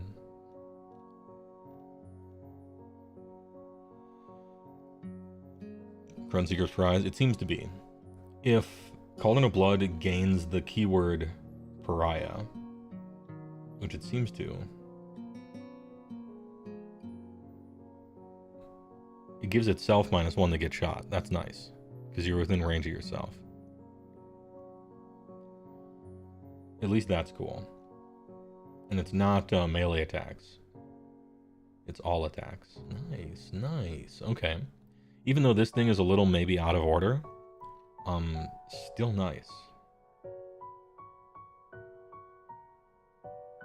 This thing, though, it does need a full Cauldron of Blood to get that second part. For her part, the Crone Seer is no spectacular warrior or formidable mage. Yeah, we know she's a foot hero. You don't need to tell me twice. Her abilities lie in the support of her troops, as all good foot heroes do, by offering burnt offerings. Yeah, alright, we read this. These are great, these abilities. YouTube stream? Yeah, I'm trying to YouTube stream. I stream Twitch all the time. But you're not allowed to stream on multiple platforms at the same time under Twitch's TOS, which is an affiliate I had to sign. But they changed their rules recently, so you can stream multiple places at once. So I don't see a reason not to be TBH. A freshly filled cauldron can expend its bounty to grant additional uses of burnt offerings to the Crone Seer, even interrupting an opponent's turn. Charge your troops across the battlefield or shut down enemy commands when they least expect it. Save it until your own hero phase, and you can double up instead for a massive momentum shift. Yeah, we read that one too. At the start of any phase, you pick one of the friendly pariahs within 6. It becomes empty, and then you can immediately use a burnt offering. Okay. And now you can use 2 in the same phase. Sick. Kinda nice, man. The Army of Renown includes a new artifact of power, Grand Stratagem, Battle Tactic, Command Trade, blah blah blah, all the stuff. Yeah, and then the War Scroll, which we already looked at. Cool, dude. Okay, this is kind of sick. This is kind of nice. I like it. What's the view count split? Well, considering I didn't advertise at all and I've been sick for the last week. I got 80 on Twitch and 50 on YouTube. Which is, I mean, that's pretty decent. Having 50 people on YouTube is kind of nice. Considering I didn't, like, advertise it or anything, I guess. I don't know. Maybe it's a bunch of people that were going to watch me on Twitch anyway, I'm not sure. Regardless, doesn't cost me anything, so...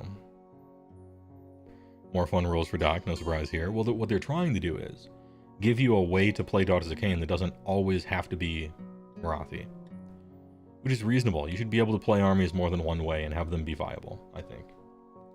So, like, good try. I hope it works out for them. What else is happening here? Oh, yeah. A bit of...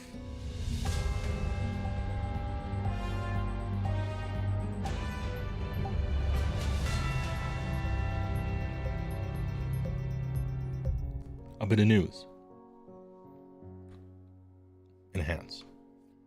The Honest Wargamer, who has some industry connections, so his dude trust me's are more believable than other people's dude trust me's, although he has been wrong in the past about dude trust me's. But it's more reliable than a random ass 4chan post. AOS 4 Index Armies. Index Armies, huh? Okay.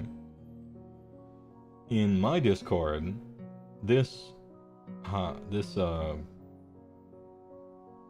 Why don't you back it up with a source? My source is that I made it the fuck up. So, in my Discord, this has been met, according to the little emotes posted underneath it. Bit of a mixed reception. A bunch of the vomit throwing up faces, a bunch of press X to doubts. Some people are liking it, most people are not liking it. What does that mean? So it means that, how I interpreted it,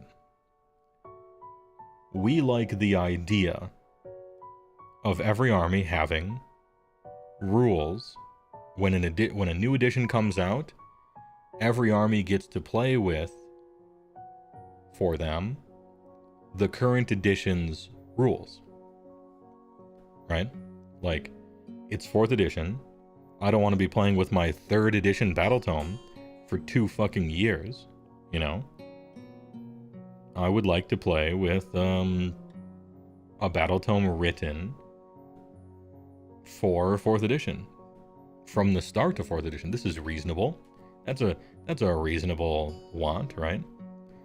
When Dungeons and Dragons comes out, they don't ask you to play with 2nd edition fighter. When you're playing 3rd edition wizard, 3rd edition cleric, and they're like, oh, for fighter and rogue though, AD&D player's option, 2nd edition. That would be silly, right? But Games Workshop asks people to do that all the time, which I think is weird. So, in the perfect world, this is great. Because everybody gets rules right away written for the 4th edition of the game. However, I think a lot of the negative reception towards it is, I don't think they trust Games Workshop to do a great job with it. And so that's the sticking point. They're like, hey, if we're doing indexed armies for AOS, it's believable, right? They did it for 40k. It's reasonable they would copy that for AOS. Honest Wargamer has decent sources. Some of them are inside the company, you know? I'm not saying he's always right, but it's way more believable than not. We just don't... Like, we're not sure if they're going to do a good job with it. That's all. Just a little hesitant. That's it. That's all I'm saying. If the indexes are just like simplified, less overall rules and stuff than would have appeared in battle tomes, spell check errors, copy and paste, lazy crap, you know, then that's gonna suck and I'm gonna complain about it. But if it's good, then I'll say it's good because I like to say that it's good. That's fun for me. If something is good, I praise it. and I'm really excited about it. And if it's shit, then I make fun of it because it deserves it. And that's where we'll move on from here. It's just, that's what you do.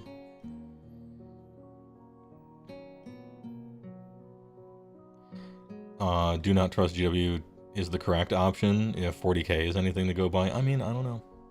I don't play 40k, so I don't know too much about it. I hear a bunch of complaints all the time, but I don't, you know, there's always a lot of complaints. I'm not sure. The concept is good. We'll just hope, we're hoping for the follow through.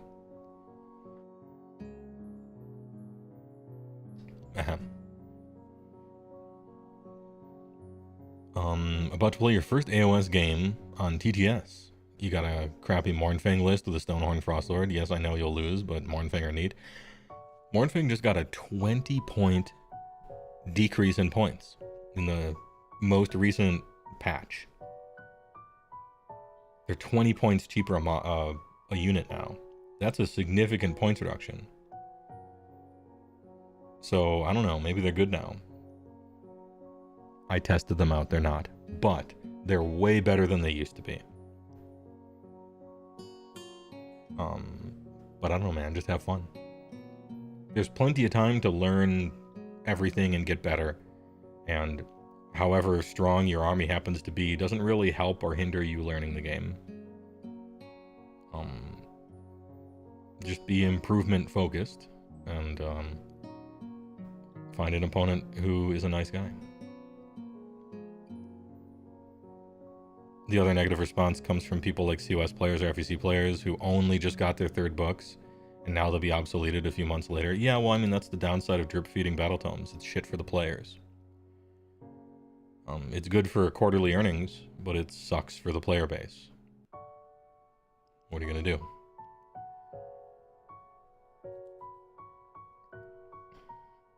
Anyway, King in Yellow, good luck.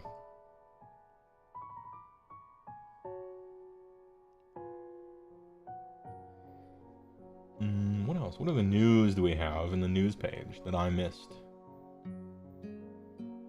Silent One's lore dropped in the latest WD mag for the lore heads. Okay, Silent One's mentioned. Silent One's mentioned. It's time. It's happening. Alright. Hey, I'm all for Silent Ones, whatever they are, after every army no longer has Finecast anymore. And they do a refreshed range of all the BOCs and the ogres and the everybody else. Did you see the new OBR model? Yeah, I think it wasn't it on this page here. It's a dog. Yeah. OBR dog. Alright. Everybody gets a dog. Great. I think it looks kind of charming, to be honest. What could this four-femered fiend be? Could the interlocking bone plates give some sort of a clue as to who enlists these sepulchral sidekicks? Spoiler alert, yes they do, but you'll have to wait until the preview show to see the rest of their mysterious path. Mark your calendars for Adepticon, yep. It's a cute little dog. Nice little OBR doggo, I guess. What faction could they not make some kind of dog for? SOB? Yeah. Probably SOB. But then again, maybe it's a huge fucking dog. They will not stop making little stupid animals for every faction, but I guess I kind of don't care. Thanks, you've been really looking at ogres, Idneth, Nurgle, and OBR, and you thought ogres would be the best for a first game. Yeah, I mean, you're shopping around. The first advice that I always give to people is be a smart shopper, try before you buy. If you like 4 different armies just about equally, or you could go one way or another, you might as well play them and see if you like the playstyle of one of them much more than the others. And it works out just fine.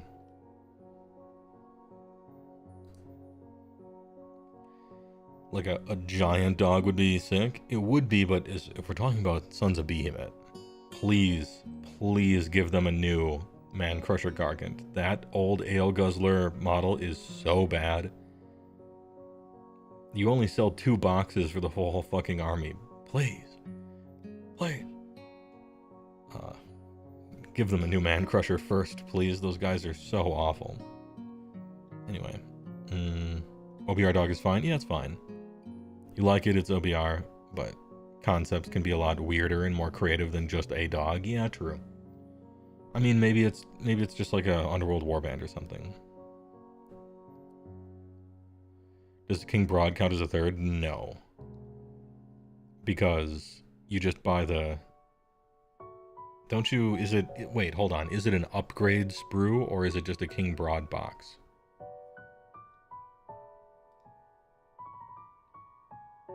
Maybe it's both. Maybe you could get it, or you could get the upgrade thing. Let's check the site. How long does it take me...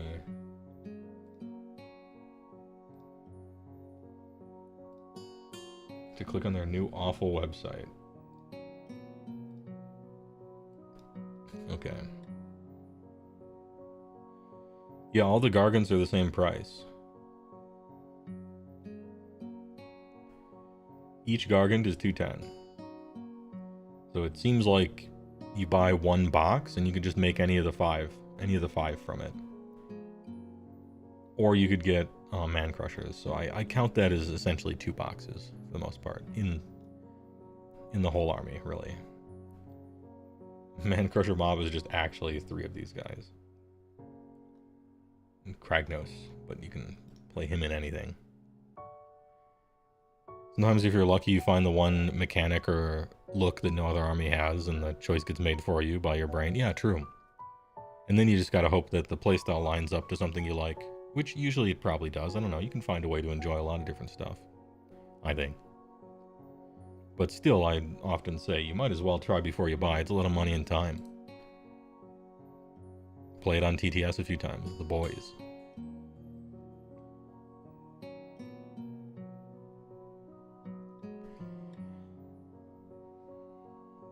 You learned your lesson when you bought an Eldar box, and then 10th edition came out 3 weeks later, and they removed sub-factions? Oh no. Now hearing your friends are at AOS, oh jeez. That's a rough one, apologies. That sucks when that happens. A giant red Clifford for Sons of Behemoth? Sure. Yeah. Am I missing any news? Let's see. Twitch Prime. Oh, thanks to the Prime, by the way. On Jacobage.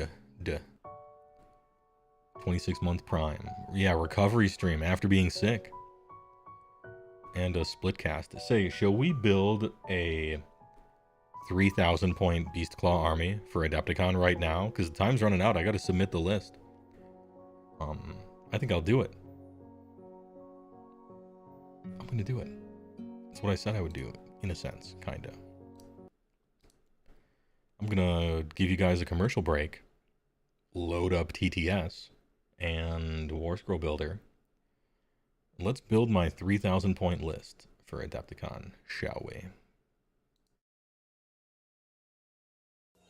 Introducing the best news for ice cream lovers since ice cream began. New simple pleasures. It's everything you love about ice cream, but no point. New Simple Pleasures is unbelievably rich, incredibly creamy, and absolutely top. Oh yeah. Because New Simple Pleasures is made with all natural pure athlete, yeah. Instead of point. New delicious all natural simple pleasures. There's never been an ice cream like it. Actually, I'm thinking hello there. It's Mr. Cream. Hello there. I'm Mr. Cream. AC Penny. When it fits, you feel it. So big you gotta grin to get it in. Once you pop, The cream don't stop. If it doesn't get all over the place, it doesn't belong in your face. Deliciously hot, dangerously creamy. The juice is loose. She wanted to remember the love they shared for Cream. Sometimes you feel like a Stuffed 5 ways. So my family's looking for beef. Now that's what I call Cream, yeah. Because I'm good enough, I'm smart enough, and I am the cream. Then why do we call it big? Because big things go into it. At the Men's Warehouse. You're gonna cream. I guarantee it. I guarantee it. Game screen on. All right, welcome back. Did you peep the Marauders? Wait, hold up. Marauders? What's this? Did I miss a news section? Marauders?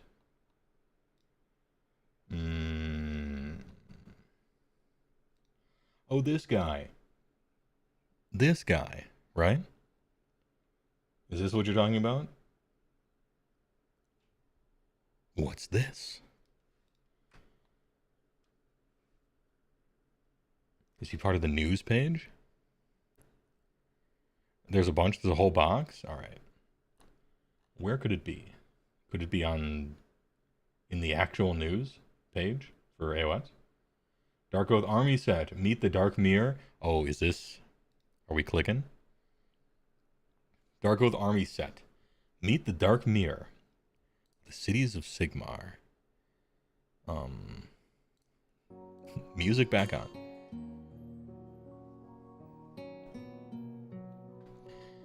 We met Brands Oathbound over the weekend, a fearsome band of fur-clad warriors sworn to resist the pious weaklings of the perfidious lightning god. But mighty as they are, these heroes are but the vanguard for the Darkoath tribes, who now muster in great throngs as the Sigmarite cowards quail behind their crumbling city walls. Oh shit, we got a video? Oh, chill. Hold on. We got a video? Plan mode, thanks for the tier 1, by the way. Appreciate it. For 9 months. We are destined for greater things. We are destined for greater things. The of the gods will be upon us. Oh shit, anime cutscene? Let's go. By my oath, I will give the gods their due to keep the tribes safe. Rock cutter. That will keep the tribe safe. For the clan. For the clan. Oh, dude, horses and shit. Let's go.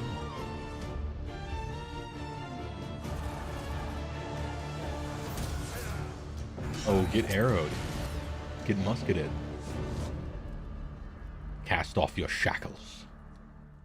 Find out more at warhammercommunity.com. Dude, I didn't know we were getting anime cutscenes. This is sick. Kind of respect these guys more than the actual Chaos Warriors. Yeah, because they're just normal men, right? Ahem.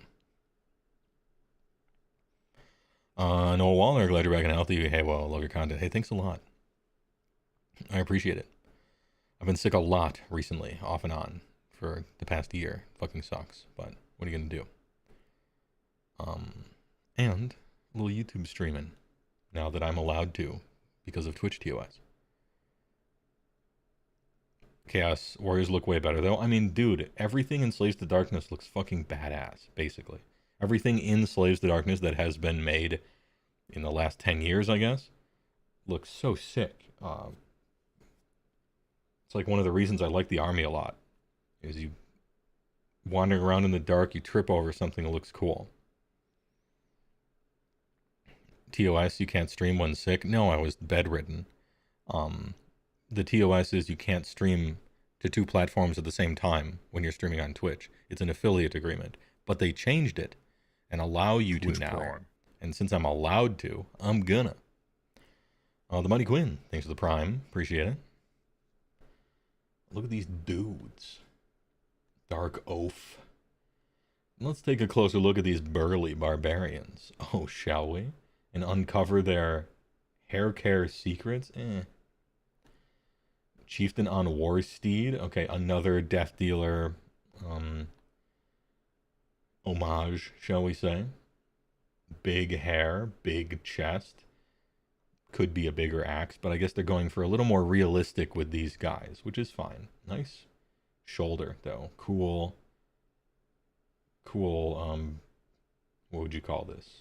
gut plate, I guess. Nice face. Stuff on the horses. Dude, the horse mask? That's sick. This horse is more badass than this guy. I like it. This is sick. Rocking a very on-trend off-the-shoulder fur coat. All the better to flex his pecs with. It's the Darkoath Chieftain, an avid collector of moldering heads. This guy is as good at fighting as he is ignoring the smell of decaying flesh. Alright, I stumbled over my words because the last part of the sentence didn't make any sense. Anyway, he's a grim reflection of the Free Guild Cavalier Marshal. Oh, true, actually. I was thinking Death Dealer homage, which they both kind of are. But yeah, he's a grim reflection of it. And they've done the grim reflection thing before. And I like it when they do. Who's clearly too puny to enter battle without both shoulders draped in armor. Okay, fair enough.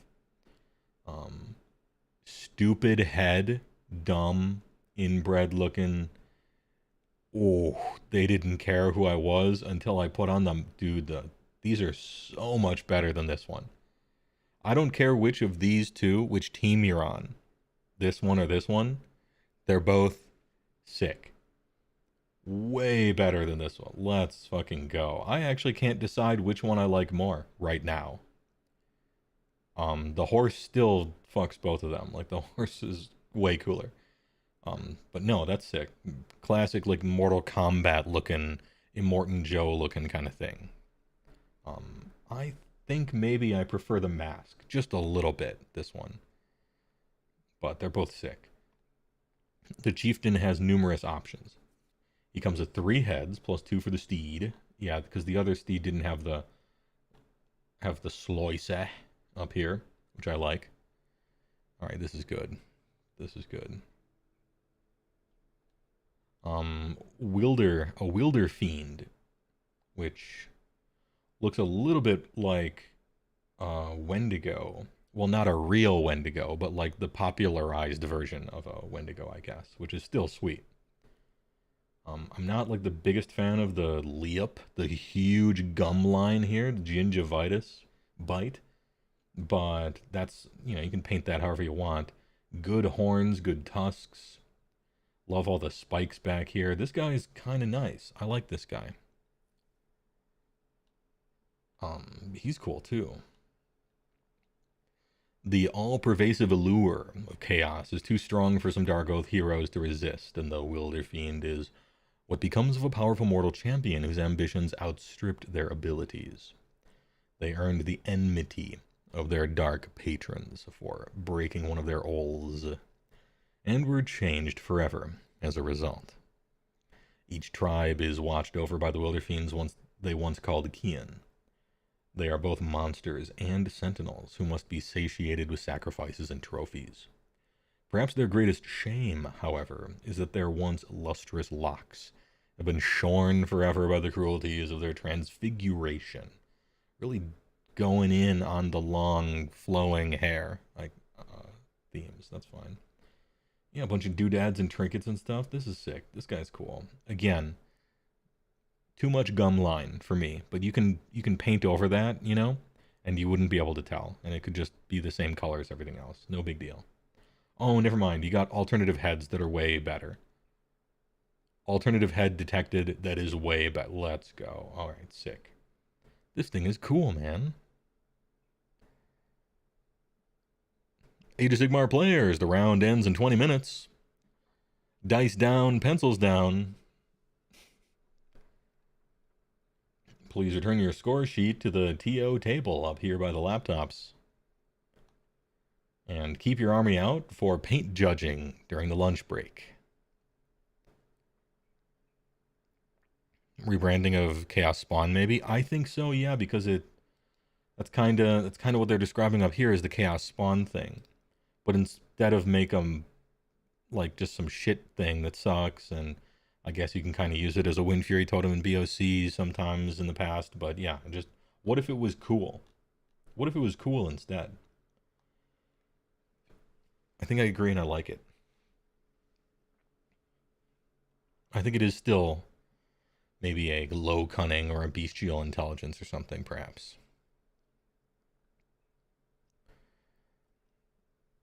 You'd say more like failed demon prince? Yeah, perhaps. Different kinds of cast spawn. Cast spawns is too many gifts. This is a failure punishment. Okay, we could have them just be different. That's fine too. Did I say the Mighty Quinn subbed with the Prime? I think I did. If Beasts of Chaos remain a faction, maybe they will get the resculpted spawn eventually. Yeah. I think Beasts of Chaos are sticking around. I don't think that's a question. The question is when they get their big army refresh like Seraphon got and Slaves the Darkness got and Skaven are now getting. Beast of Chaos, I think BOC's sticking around. Bone Splitters I'm less sure about. Much less sure about, but that's another thing entirely. Darkoath Marauders. Kinda derpy. A little derp on these. A little short. A little Super Nintendo looking. Big lady. Yo, standard bear? Alright. That's a sick standard, though. It's also huge. You gotta have a low center of gravity to hold this thing. Dude, this top part is actually sick. I like this. Good work. And Genfu over here holding a spear for once. For any DOA 2 players on Dreamcast. Anyone on AARP in the chat that got that joke? Anyway, chill. Yeah, damn, okay. Kind of derpy. Dude's like got a leaf blower blowing directly at his face. When you stick your head out the car window, but you still have to play the drums.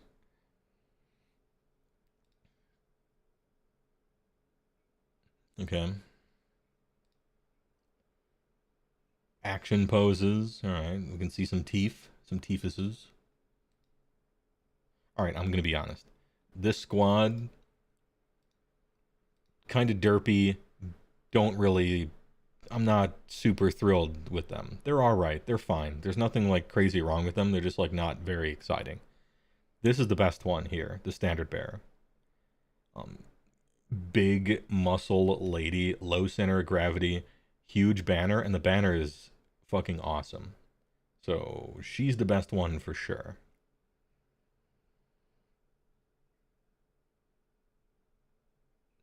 Below the mighty heroes and monstrous failures of the Darkoath tribes are a bevy of fearsome mortals jockeying for glory and fighting for their families. It's about family. These are the Marauders, muscle-bound men and women with salon-quality hair and relatively few clothes. Let the free guild steel helms keep their stuffy jerkins and breastplates.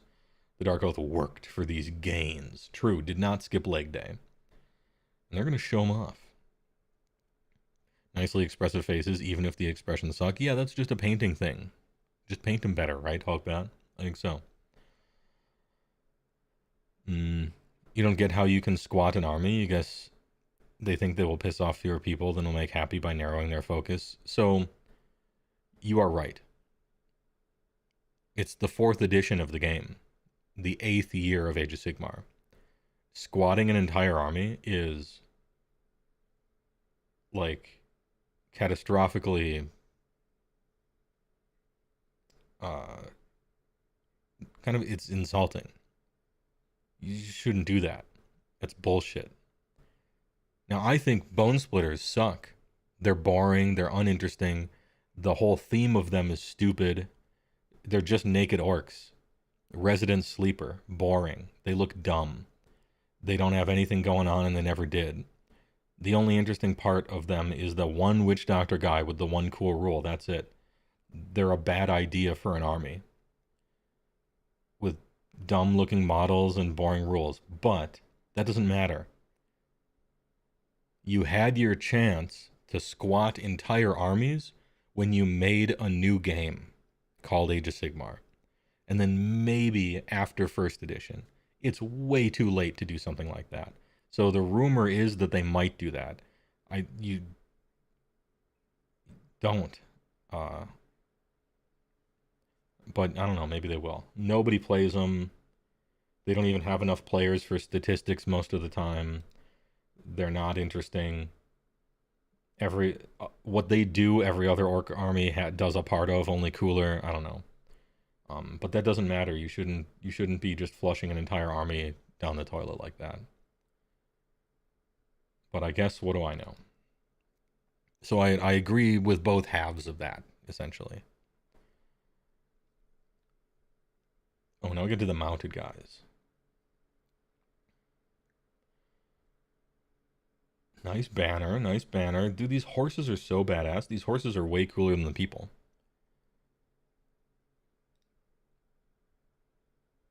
Yeah, the people are just like, huh? They look like that stupid, they look like this stupid tribe in Cyberpunk that live in the desert. And everyone's lame, except the one old cowboy guy. But these horses are badass. Yeah, wonderful horses. The people on the back, I don't think they look bad. They're just, they look like random NPC barbarian guys. Okay. But the horses are so sick, it makes up for it. I don't think I'm even complaining really here.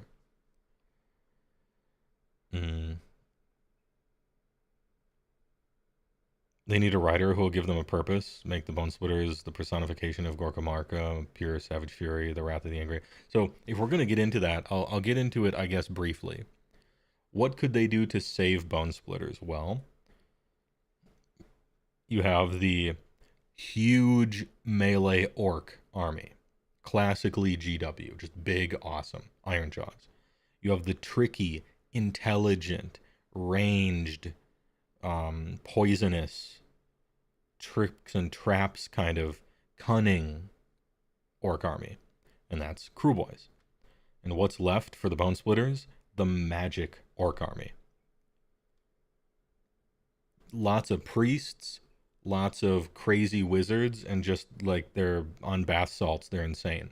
And tons of magic, tons of Waaagh energy, I guess that's the route you can go with it, if you have to.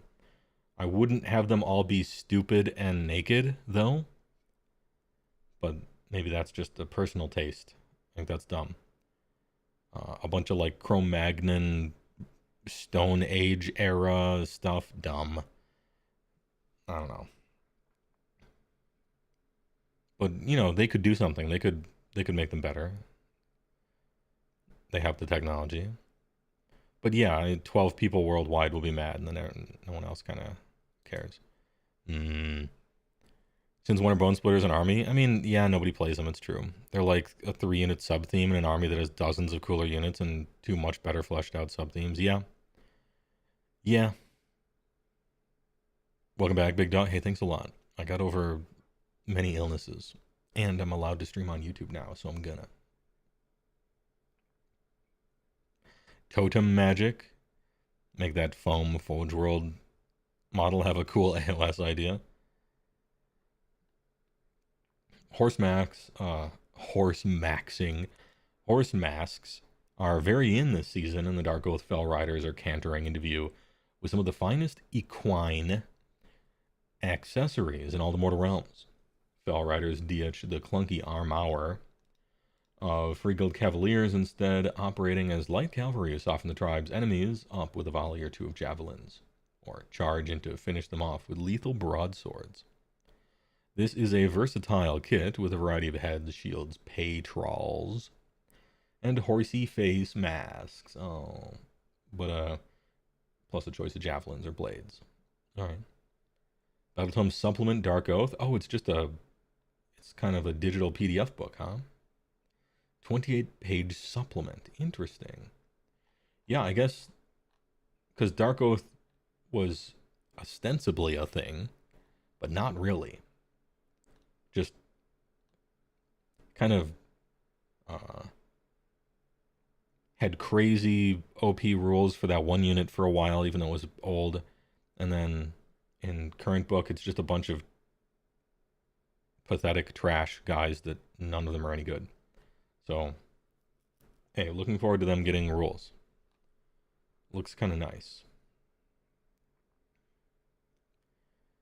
Are we feeling Skaven reveals for Adepticon? Yeah, probably 4th edition, probably Skaven. Skaven and Stormcast launch box was the dude trust me that we've kind of been believing for the past year. And probably a 4th edition reveal at Adepticon. We'll see though. Kind of looking forward to it. To make Bone Splitters cool, you'd have to reinvent them entirely, yes. In the process, obsoleting existing Bone Splitter armies and units anyway. Yeah, you know, maybe you're right, Seption. To make Bone Splitters cool, you would have to replace 100% of their models with different models. And basically all their rules with new rules. And at that point, like, are we making a new army? Okay. It's not the most unreasonable take. Even though it is, I'll always say it, it's bullshit to shit can an army this late into a game. Somewhere in the world, someone bought a whole Bone Splitters army yesterday. That's a lie. Nobody plays them, but conceivably it could have happened.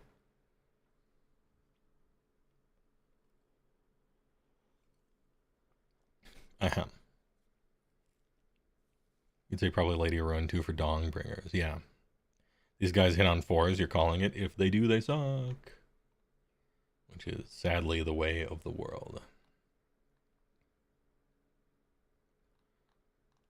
Twitch Prime. Man, so much news. Thanks for the Prime, always on tilt. Appreciate it. No one plays Bone Splitters, lol. I mean, they don't. So few people play Bone Splitters worldwide that they don't even appear on any of the tournament stats. Because there aren't enough of them. I believe most recently, Plastic Crack and 2 other people from his team, I think, played Bone Splitters. And that was enough to put them on the stats worldwide when they weren't on the stats before. So it's close to like 5 people worldwide or something. I don't know.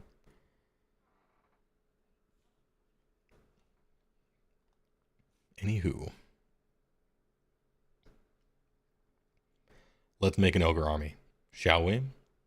Please. I implore you to listen to a word from my sponsors. Hello there. I'm Mr. Cream. AC Penny. When it fits, you feel it. So big you gotta grin to get it in. Once you pop, the cream don't stop. If it doesn't get all over the place, it doesn't belong in your face. Deliciously hot, dangerously creamy. The juice is loose. She wanted to remember the love they shared for Cream. Sometimes you feel like a knife. Stuffed 5 ways. So my family's looking for beef. Now that's what I call Cream, yeah. Because I'm good enough, I'm smart enough, and I am the cream. Then why do we call it big? Because big things go into it. At the men's warehouse. You got cream. I guarantee it. I guarantee it. Game screen, there we go.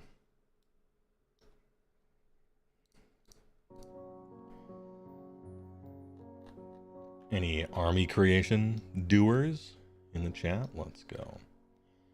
I have to make my Adepticon 3,000 point Beastclaw army.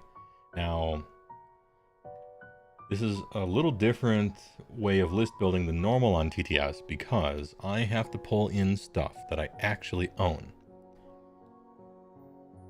So,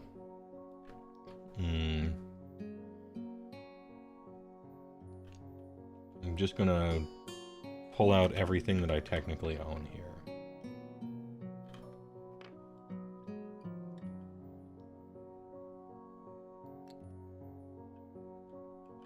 And then we can pull from that in the creation. I think it's just 3 Beast Riders. And it's 1 Undertusk Beast Rider, and then it is... Oh wait, sorry. That's a Huskard version. Pardon me. We use birds. We use bald eagles in this house. I got 2 Thundertusk Huskards. I think it's just 1 Thundertusk Beast Rider. 3 Stonehorn Beast Riders. 4 Frost Lords on Stonehorn. Actually, it's more. Hold up. I got the purple one with the tiger. Purple one with tiger cape. Green cape with the giant hook-tooth sickle scythe thing. The Chaos one, who killed a Chaos Lord and uses the Chaos Lord spear. And then, yeah, I think those are the 3 of the old Frost Lords that I used to have. And then there's brand new Frost Lord who's crushing an Idneth Deepkin terrain feature and kind of mounting the ship. And then there's a dual purpose. It could be a Huskard, it could be it either could be a Huskard or it could be a Frost Lord. I could play it as either. For the one with the giant maw pot terrain feature chained to its back that it's carrying. For all intents and purposes, we'll call it a Frost Lord, but it could be a Huskard if I wanted it to be.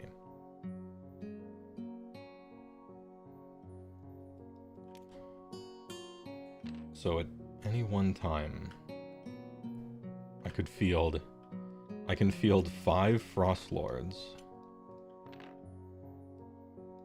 3 Beast Riders, and a Thundertusk Beast Rider, and 2 Huskards. 2 Huskards on Thundertusk. These are the Beast Rider versions. Yeah, Huskard on Thundertusk, this one. So 2 Thundertusk Huskards. And these are all the monsters that I have. And then also Kragnos. We got a lot of monster trucks on the shelf in the HeyWoah Wizard Tower. Alright.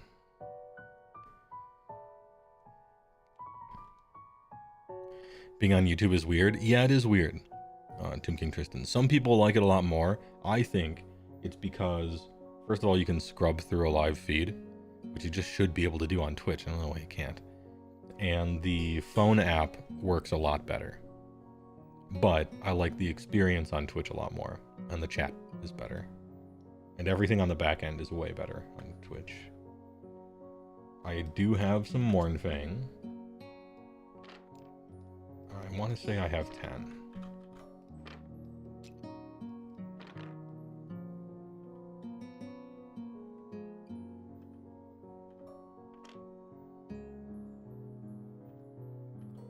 So I have 10 Mournfang.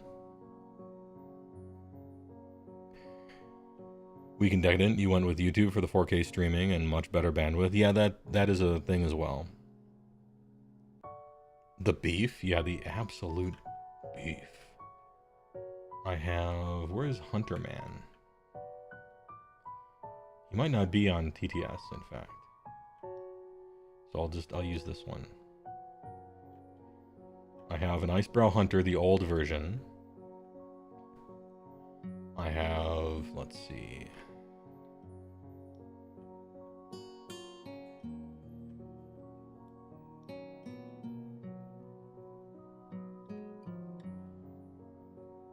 Okay, yeah, they don't have the new one. The Blood Pelt Hunter, I have that one. So I'm just going to count this guy as it counts as Blood Pelt Hunter. I got one of those. And the conversion on it, I really like it. I wish he was a model that was worth playing at all, but he's not. What else do I have? I don't have the Pirate Guys. I technically have 2 Slaughtermasters.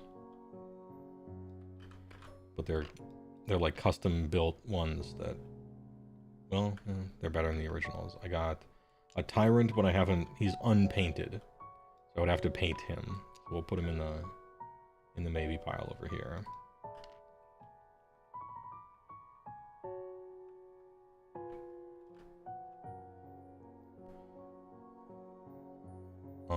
Don't have a Firebelly, don't have a Butcher. I could convert one if I wanted to.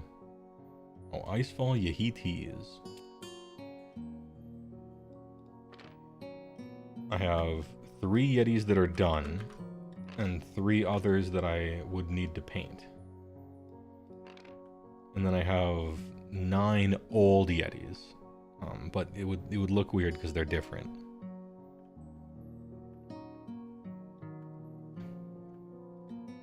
As far as frost sabers are concerned, I have Fenrisian wolves, which is what everybody uses for frost sabers.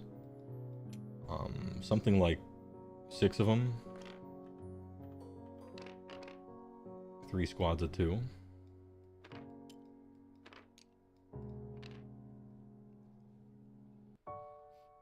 You know AOS isn't balanced for 3K, but do any higher point units become auto-includes in playing in 3K? What's your opinion? Kragnos certainly is more attractive.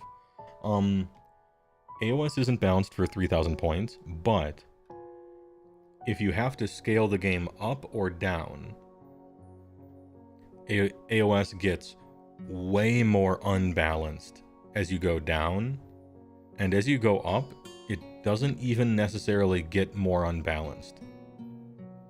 3,000 points is a fine point value to play Age of Sigmar at. The game mechanics don't kind of crumble.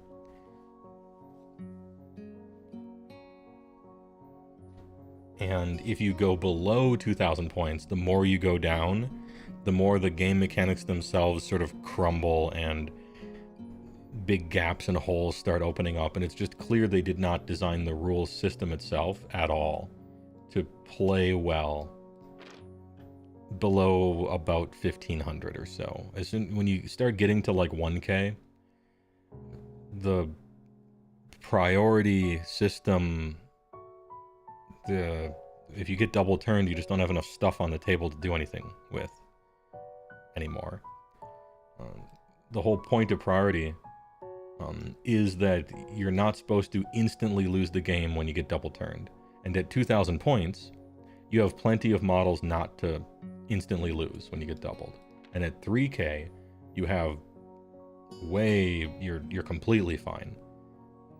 But the farther you go below 2,000, the more likely you are to just get tabled. And the system kind of breaks down there, which I don't think is a flaw, unless you want to play smaller games. Then it's a flaw for you, right? But how do I put this? Like, I feel it's like a custom game mode. You know, it's like everybody chooses random select and you can only press A, you can't press B on your controller in a fighting game or something. It's like it's a way you can choose to play, but then the game doesn't quite work there. And the problem is GW tells you that it works, but they're just lying. That's the problem. Anyhow, what's up, Mimbia? You know, let's see. Do you have those cool new Gorgers from the Warcry box? Are they any good in AOS? No, you know, I don't have those. I don't have any of the new Gorgas. They're actually cool. Are they any good in AOS? Their War Scroll is a good War Scroll. They happen to be way overpriced right now. So they're just way too expensive for what they do. But their War Scroll is good. So if the points come down, I think they'll be you could totally play a unit of them, and they'll do work for you. This is different than a unit whose War Scroll is just terrible, and it doesn't matter what the points are, it doesn't do anything ever. And I'm talking about Icebrow Hunter, Hrothgorn, arguably Yetis at this point, Thunder Tusks, you know, just there's stuff that, actually there's a lot of it in this army, but especially Frost Sabers. There's stuff where the War Scroll is just so shit that nothing can save it. That's not Gorgers. What they do is good, they just cost 200 something points for 5 of them, which is nuts. That's all. Glad to have you back, and thanks a lot. Been meaning to ask this for a while, and you may have answered this on Twitch. I've streamed for like 10,000 hours, I probably have, but I don't mind answering the same question more than once. It comes with the territory. Do you think Gargant hackers will get FAQ to be 3-inch range? Range 2 was the reason you'd consider them before. Yeah, true. Do I think they'll get FAQ to be 3? No. It seemed like all of the FAQs that changed weapon ranges were done last time. It felt like last patch, that was their patch where they were changing weapon ranges.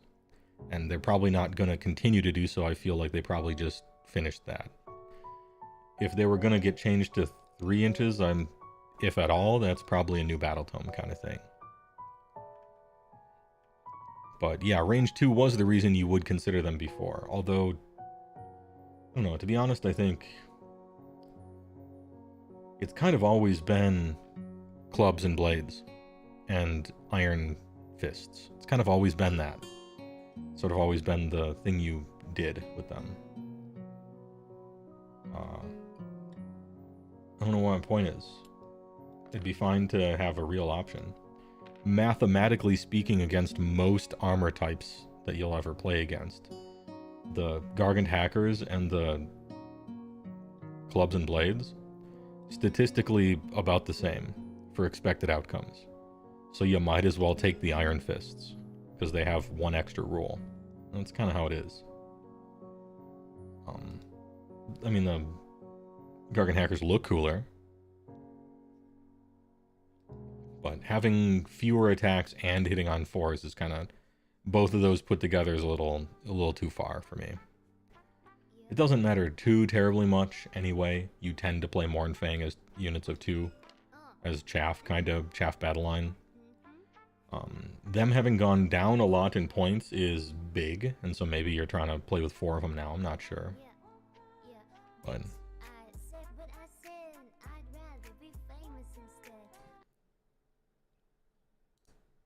my music changed. Alright, there we go.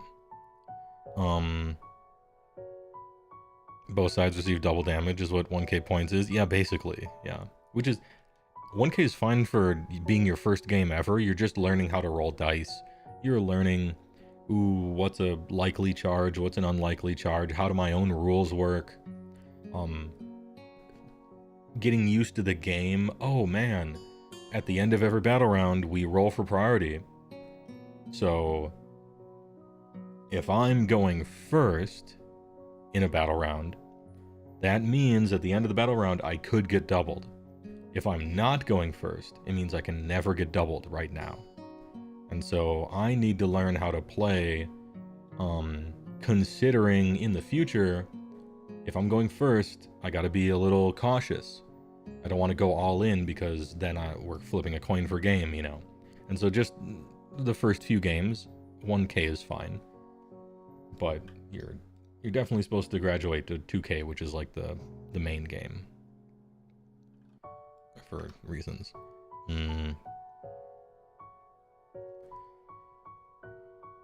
It's a flaw in terms of first impressions and new player onboarding, which is critical for the game's long-term health. Kind of, yeah. It doesn't have to be, though.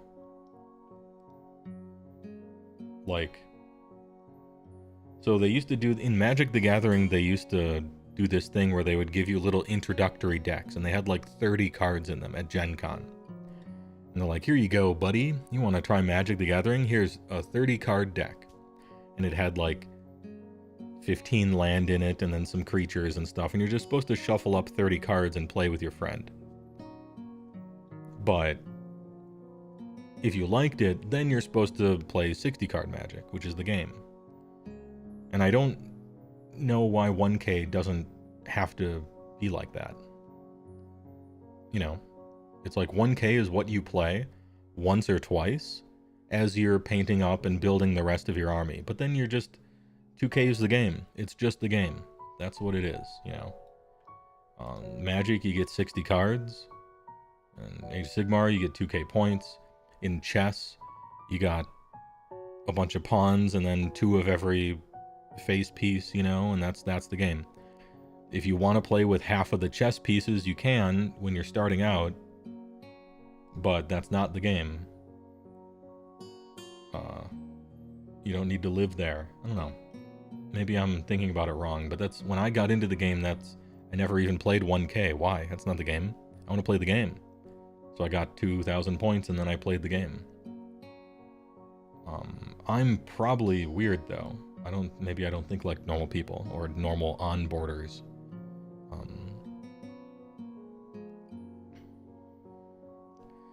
Do you think AOS will ever get popular enough to warrant its own apocalypse scale? No. There were rules for it in one of the GHBs though. I think the third one, maybe the second one. There were condensed Age of Sigmar rules for playing at apocalypse scale. Like 10,000 points and stuff like that. General's handbooks used to be filled with all sorts of stuff. Now they're just battle tactics. Which makes it hard to justify their price point, but...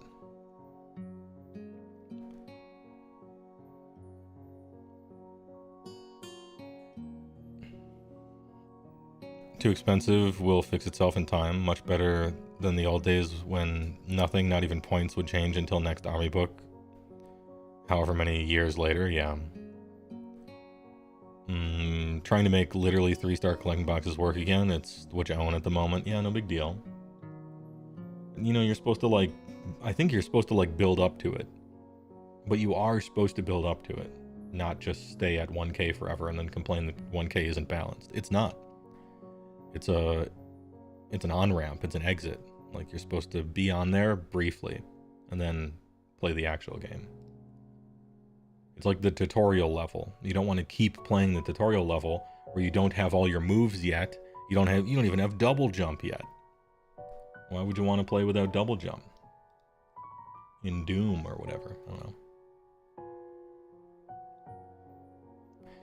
You wish 1K was more playable because it's nice to play a shorter game? Yeah, that's what Kill Team, Warcry, Underworlds, that's what like those, I think the side games are for. But I guess Warcry is like way smaller and it's got totally different rules. So that doesn't quite fit either. It's just a problem they gotta solve. I just hope they solve that problem without fucking with the rules of the real game. That's all. You can do whatever you want to fix 1K, but don't change the core rules so that 2K is worse. That's mostly what I'm trying to protect.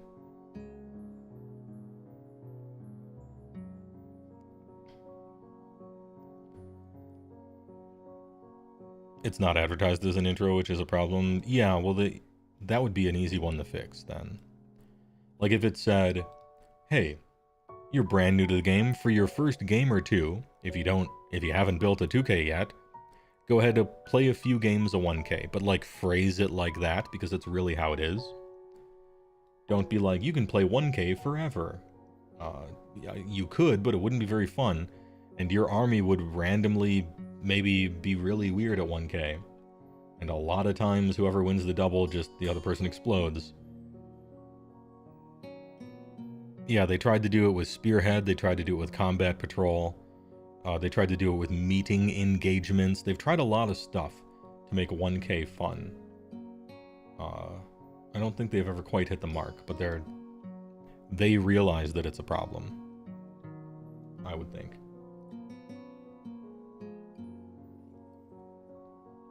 Ahem. Alright, is this everything? I don't have any... I have an Iron Blaster, but it's not built. I have 1 unit of 6 Ogre Gluttons, but they're kind of half-built from a million years ago. I think I got them from someone on Facebook for like $12.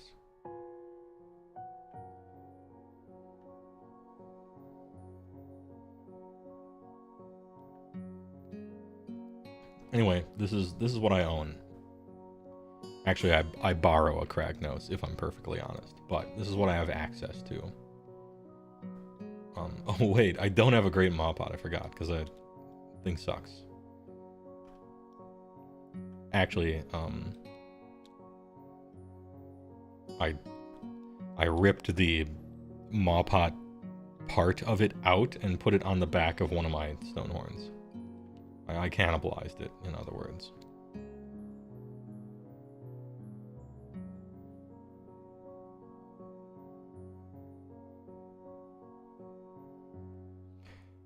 Soothsayer, hot take.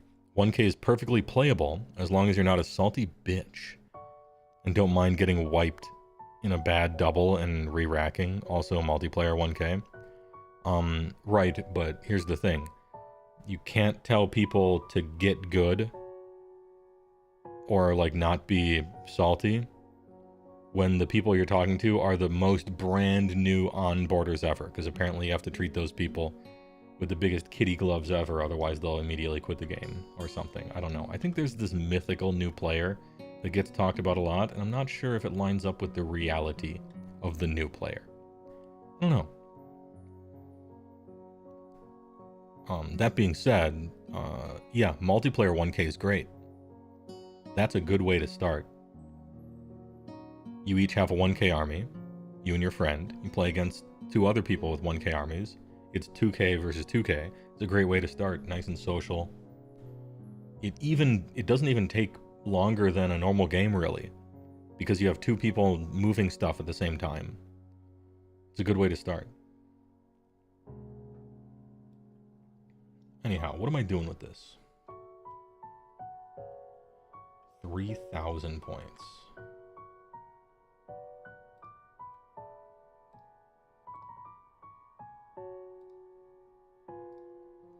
Let's build. It's Ogremont Tribes. It's Boulderhead. And it is in Gahur.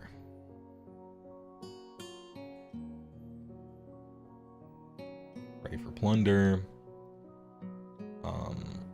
First of all, I'm playing with Kragnos, and that is final, because he's fun.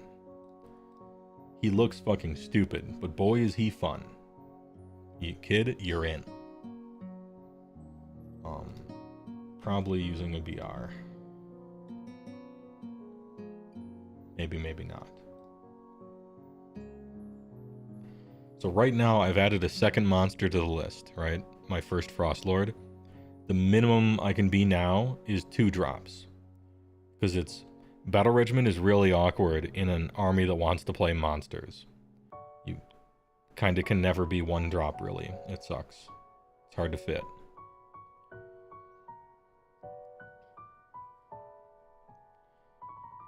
I have 3,000 points to play with here.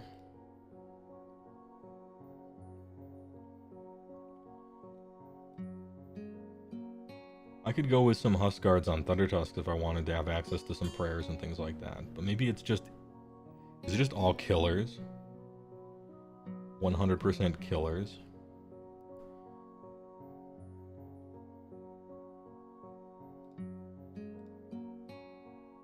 Ooh, okay, so here's a decision point.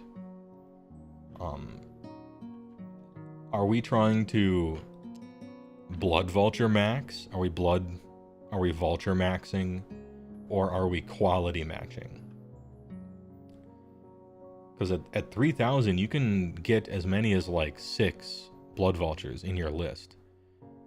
And that's a fairly potent... It's a potent thing to have on the table. Being able to roll 6 dice on 2-ups and sometimes one-shot a Foot Hero from anywhere on the table as long as he's in line of sight. That's a very good bonus to have. The downside is everything that could use a Blood Vulture is kind of bad, or at least worse than something that doesn't.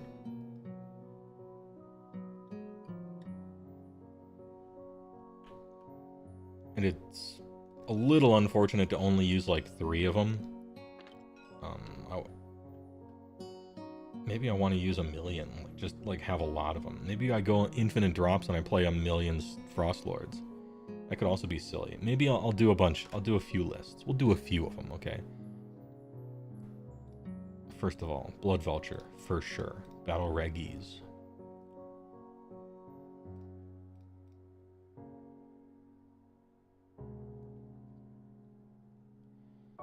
So it could be something like...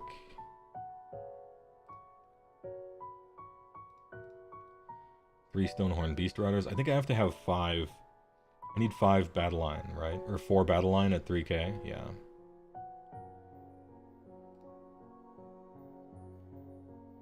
Am I really paying 260 for a vulture?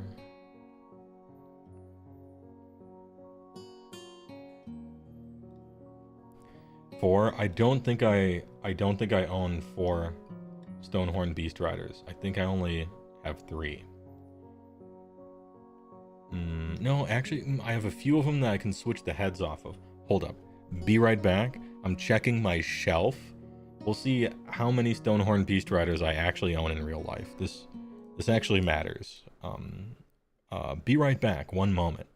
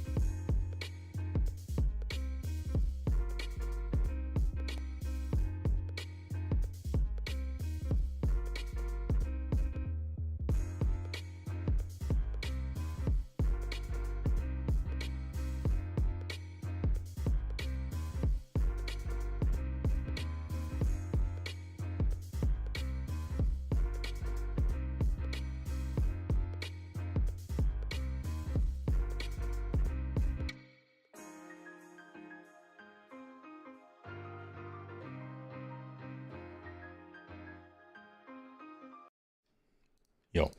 Alright. So, it turns out I can use a head swap. I thought ahead. Past HeyWoah has saved me. So.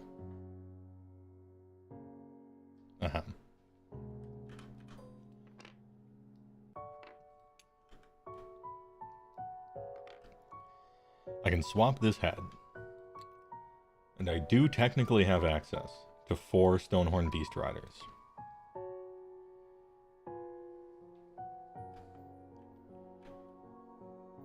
So we can possibly do it.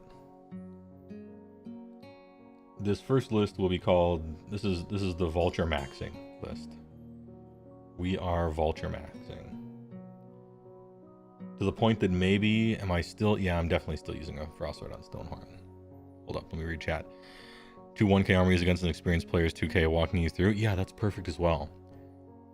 Like 2 new 1K players versus a 2K, that works as well. Vince did a show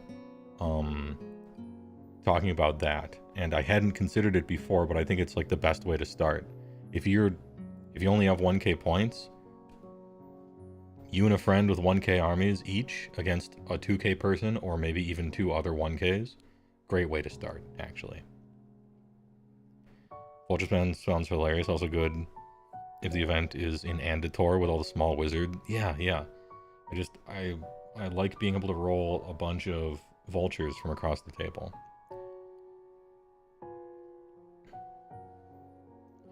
It was called Two-Headed Giant in Magic, yeah.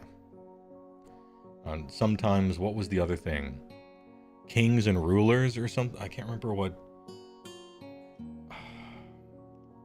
There was one where there was like a king and then like 2 squires or something, and archenemy maybe, or something like that, and you could only attack each of the sides until the main guy, and it was, you each had, I can't remember. There was a 5-pointed star version one as well. yeah, I can't. It's been too long and I never really did multiplayer. I was mostly a must win grinder guy. Go to every 5K, go to every 1K in a 10-hour radius, go to every SCG, go to every GP, that kind of thing. Anyway, what points are we at? 25. Put like a Huskard in there for another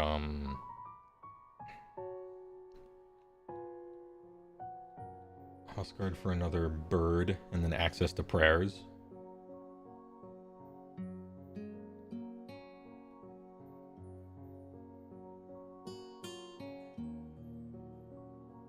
I think Kragnos is too good not to play with at 3K, especially in ogres.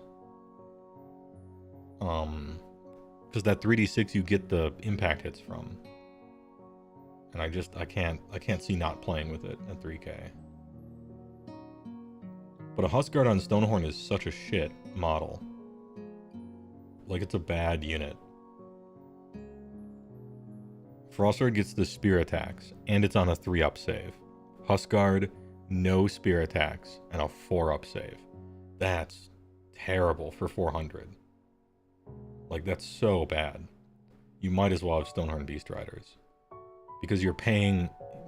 Your army is an extra drop with this guy.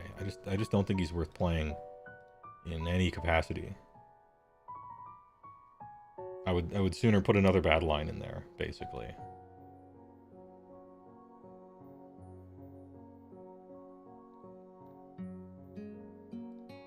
Can I squeeze in 2 Thundertusk Beast Riders? Can we have 6 birds? Can I roll 6 dice for Blood Vultures?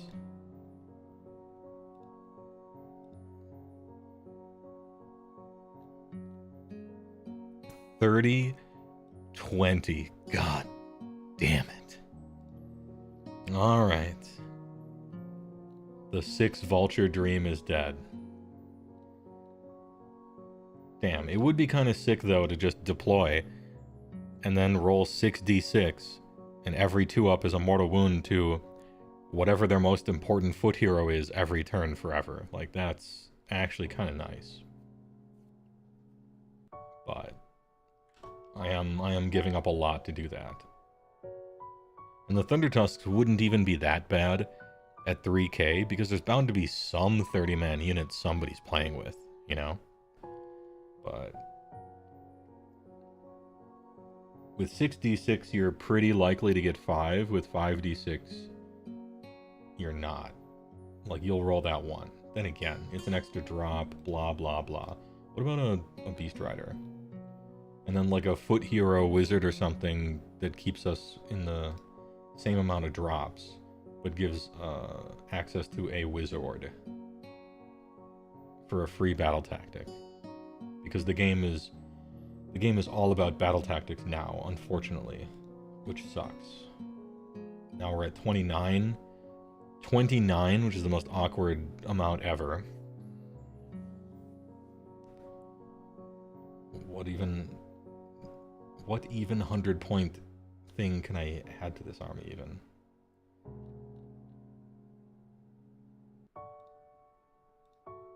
Two Frost Sabers for 80? No, that's not worth it.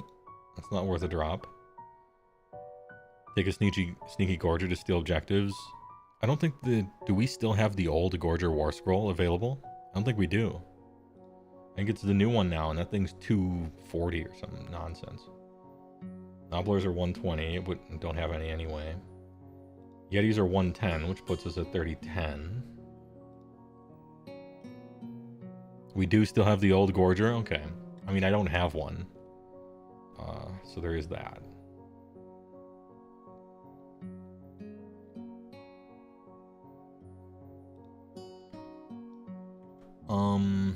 Awkward amount of points.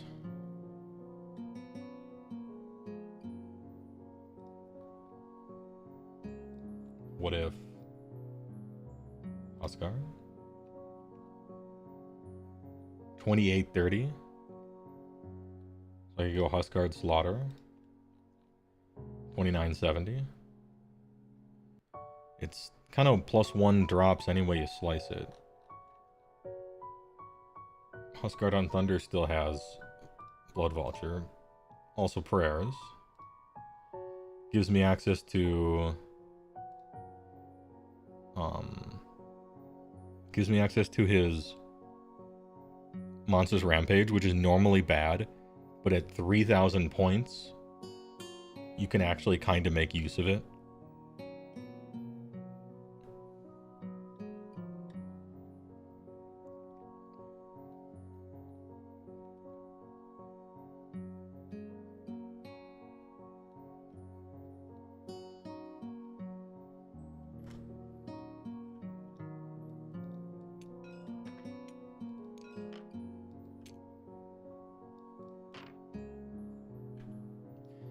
What is this, if we're really maxing, what does this list look like without Kragnos, though? Like Frostlord, Double Slaughter, 1 drop. No, it can't be 1 drop because of Battle Reg. It has to be 2. We can take 2 Battle Regs, so it's 2 drops. And then just put everything in.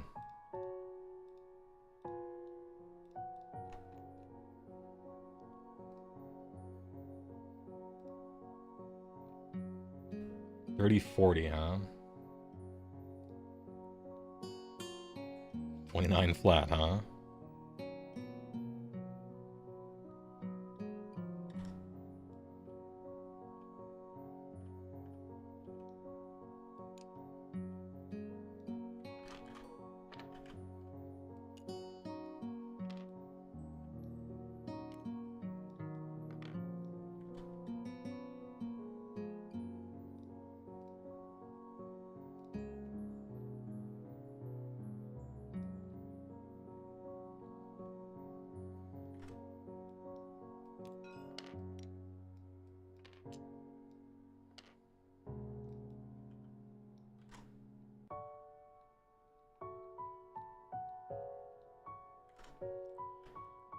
Okay, so if we're truly vulture maxing, this is Frostlord on Stonehorn, 2 Slaughtermasters, Huskard on Thundertusk with a vulture, 6 Battle Line monsters, each with a vulture, 4 Beast Riders and 2 Thundertusk. So we are on 7 birds.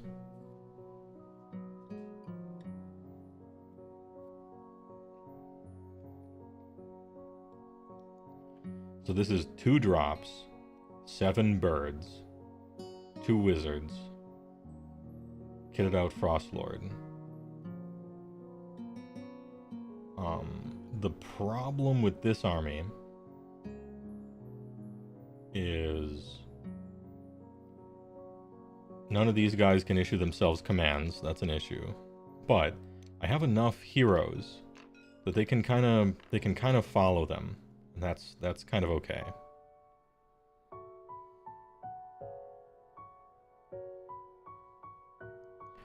Grab the Slaughtermaster back and swap a Stonehorn Beast Rider for a Thundertusk. You mean a Huskard? 1 more hero adds another drop.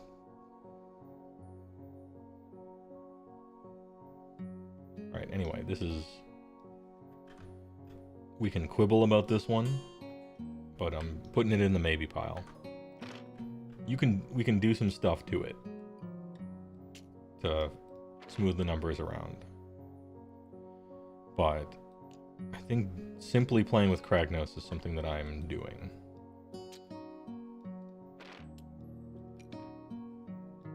What if I don't care about drops? It's 3,000 points. That's kind of probably what everyone's gonna say, you know. What if I simply don't care about drops? And I don't care about birds. Fuck birds, dude. Bald eagle's the only bird I respect, am I right, gamers?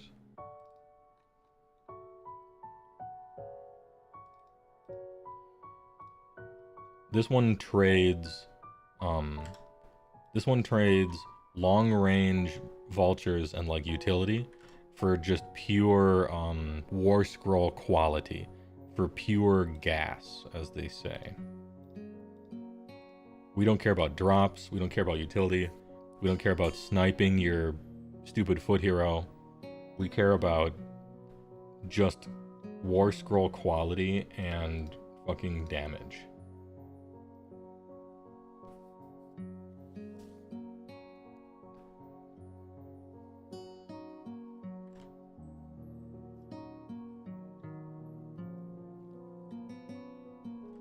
Let's satisfy our battle line.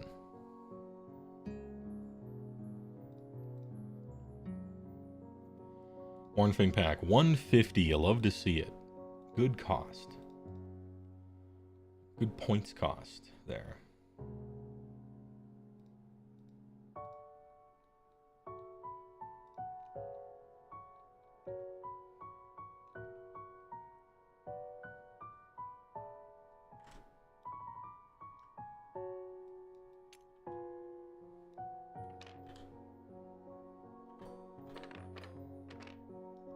Four units of 2 Mournfang. So I have technically chaff in this version of the army. Technically, I have chaff. I got stuff that can run around and just stand somewhere. You do want that at 3k a lot. More units is better. You gotta cover that table. We're using the big tables at 3k. And I can technically field 5 Frostlords on Stonehorn. So what if I do? Or however many can fit into a list, say. Because I somehow I have found myself in possession of 5 Frostlords on Stonehorns. I think you're still limited to 6 hero slots. No, it's 3k. You're limited to 8. Got it.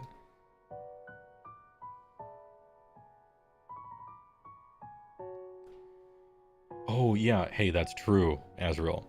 Even though Boulderhead usually ignores the monster limit, it only does so because your battle line ones lose the roll.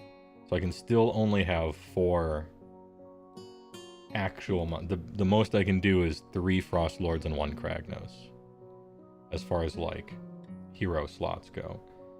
I mean, I couldn't fit another one with points anyway. Oh, it does go to 6. Oh, nice. Okay. But I don't have the points for that anyway. And there's no 300 point leader. So we could do 3 Frostlords on Stonehorn. Plus Kragnos. And then I got 300 points left over. So we could drop a Mournfang and go up a Beast Rider. For the maximum monster truck with Mayhem.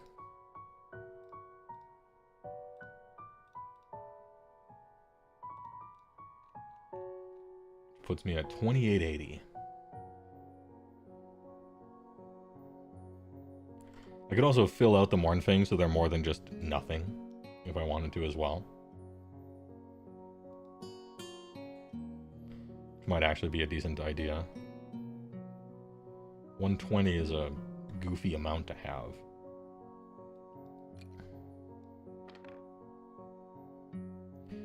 If you drop Mournfang, you get another Flosh, right? But I need 4 battle line at 3k. So I actually need all 4. And so if I'm gonna drop a Mournfang pack, it has to be replaced with some battle line. What's up, Robin Mankiller? Evening. If we wanted to hold up, now hear me out. We could go for an Icebrow Hunter General, which unlocks Frost Saber Battle Line. For the absolute bottom of the barrel. Cheapest, I mean, still expensive. These are 80 for 2, which is nuts, but technically. We can go for a Icebrow Hunter General.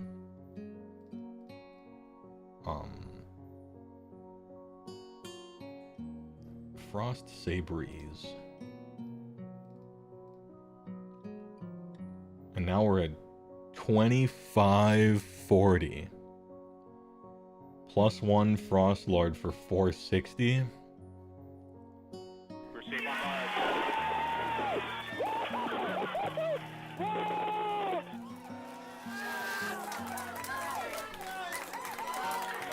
Hold up. Hold up. Let him cook, though. Game will be over quick one way or another.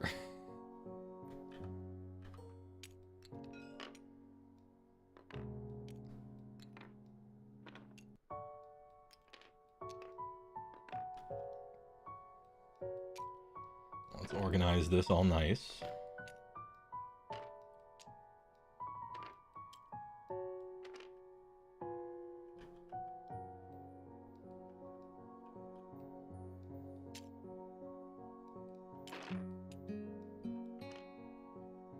All right. 3,000 points. Hear me out. Kragnos, 4 Frost Lords on Stonehorn. Icebrow Hunter, 4 units of 2 cats.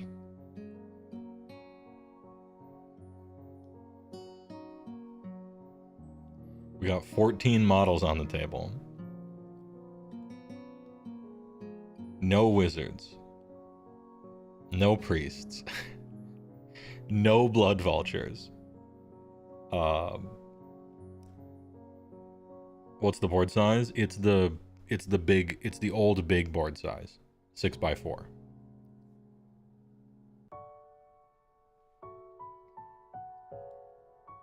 I mean, if I wanted the travel light, I could fit this in a Ziploc bag.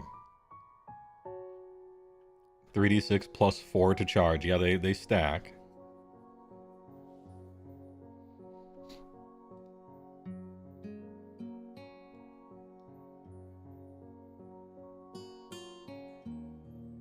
Even better with the Icebrow Hunter, 3 of the Frost Sabers start off the board, which is hilarious. I think I might actually want to use them as chaff in case I play against an Alpha Strike army. Although, an Alpha Strike army can get around Frost Sabers so easily. That's another problem with them. They don't have a lot of board presence. They don't cover a big area. And they can die to random pot shot shooting before the charge phase anyway. Okay, so this one's in the maybe pile. This is the funniest one. If I want to be on brand for the stream, right, for the content, this is probably one of the choices.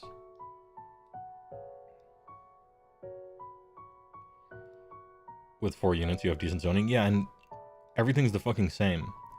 So I could deploy like this if I wanted to. It's like, all right, here's my deployment on the back half, and then this stuff can do whatever, you know, up front. Okay. What do you go against? What do you hit? Everything's the same. It doesn't matter, right?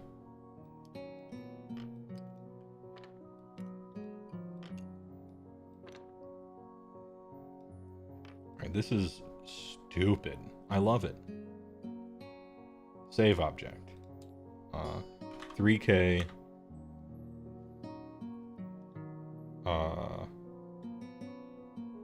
4 big guys.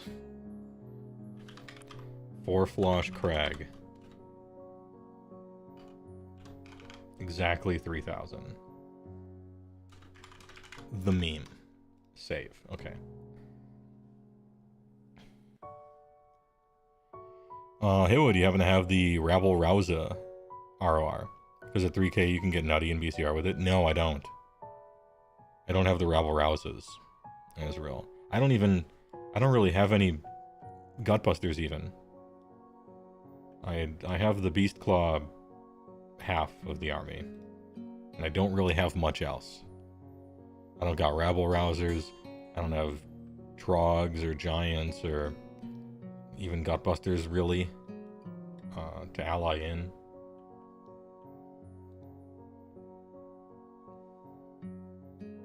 You can play a smooth game to keep your command mind sharp. I mean, this is one of the most smooth-brained army lists I've ever seen. The mental load will be very low on the table. And that's actually kind of good. That's a good thing. Or rather, it is something to consider. 1 carrier, 4 cruisers, and 8 patrol boats. Yep.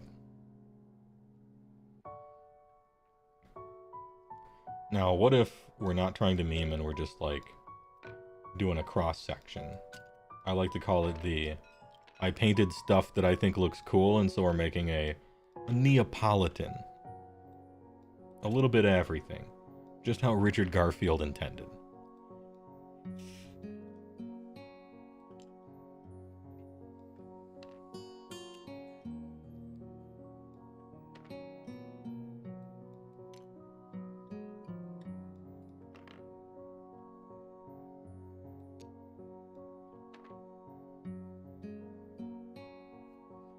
Like, how many points is something like this?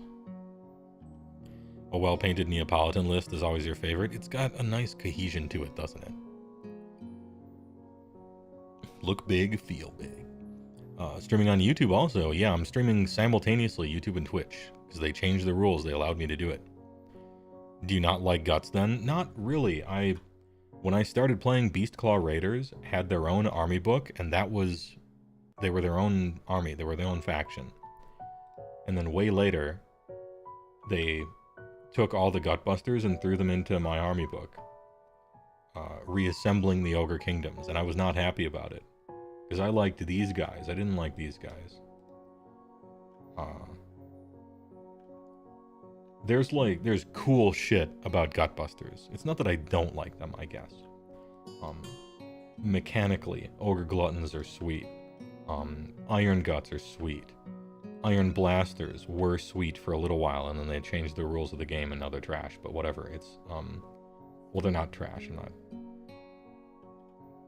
Gutbusters are fun, but their models are just old enough to look pretty derpy, for the most part, and their Finecast stuff is awful. And I don't like Noblars conceptually. I wanted to play the big, cool ice guys with the cooler story.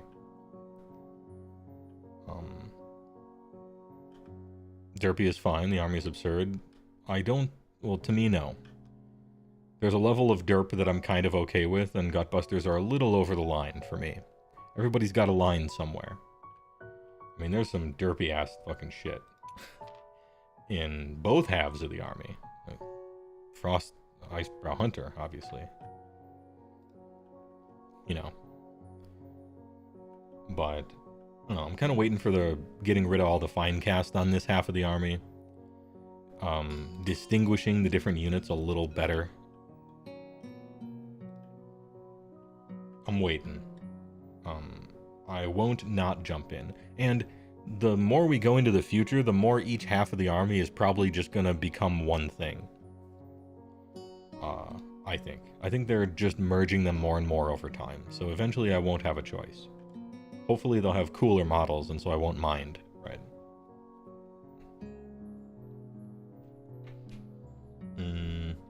Anyway, what was I doing? Oh yeah, how many points is this stuff? So, Hunter out. 2 Flosh, 1 Kragnos. Put some freshly reduced point Mornfang in there. A unit of 4, maybe a unit of 2. Put a Beast Rider. What are we at? 24? Yeah, 2 Beast Riders. 2750, huh?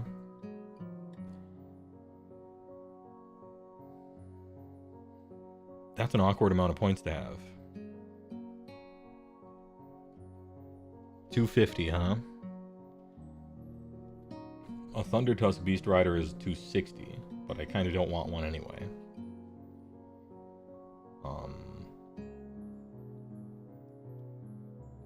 Mornfang is 150 instead of 250, which leaves me at the awkward amount. All the wizards are 140. Damn, this always just ends up at a weird amount of points. It's because of that 720, I think. You could go 4 and 4, and then I have 29. What am I doing with it?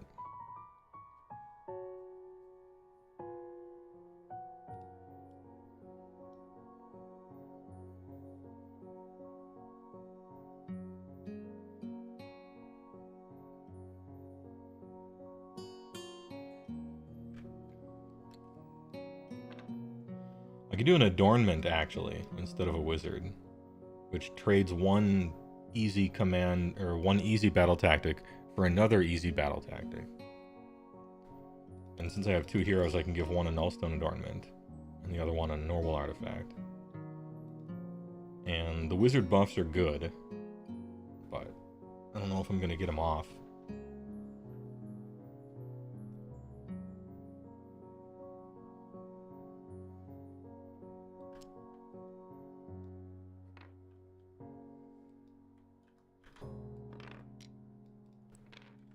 What if we do that?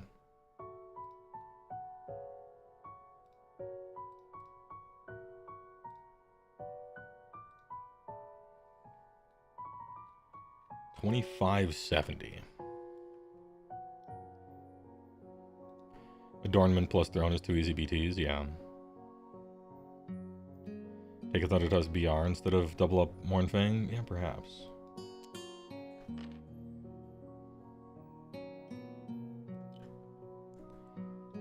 At 3,260 is so cheap that there's bound to be some massive regiment somewhere, right?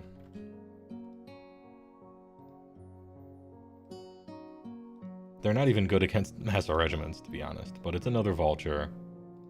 It's another monster for the monster's action, which is kind of nice. 2680.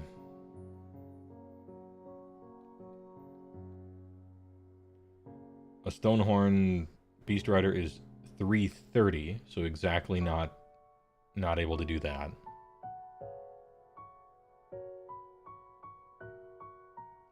Remember that one time Frostwraith Ice went nuts? Yeah, but I'm not playing for that one time. You know?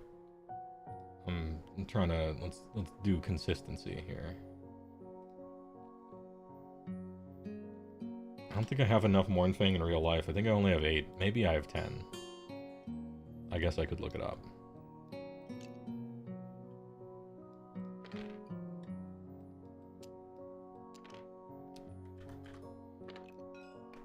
This actually looks kind of nice. Can I do this? Is this okay?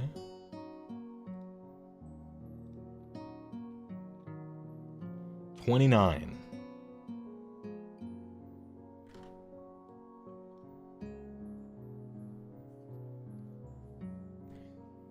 $29, eh? I'm gonna throw away Unit of Cats to speed bump. I don't think I care about drops at this point. It would be another drop, which is really sad.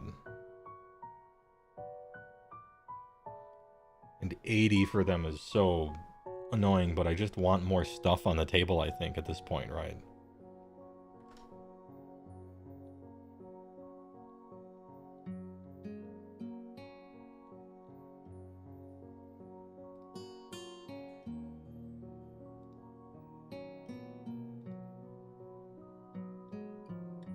And I can't fit 2. Oh, I can do 2. I thought it required 3. It requires 2. I can be 2 drop. Well, no, I can be 3, I guess. Eh. It's fine. It's fine. Battle Reg. Battle Reg. Battle Reg 2. Technically, it should be 1-2-1-2. So the one of each type can go in different places as you're deploying them.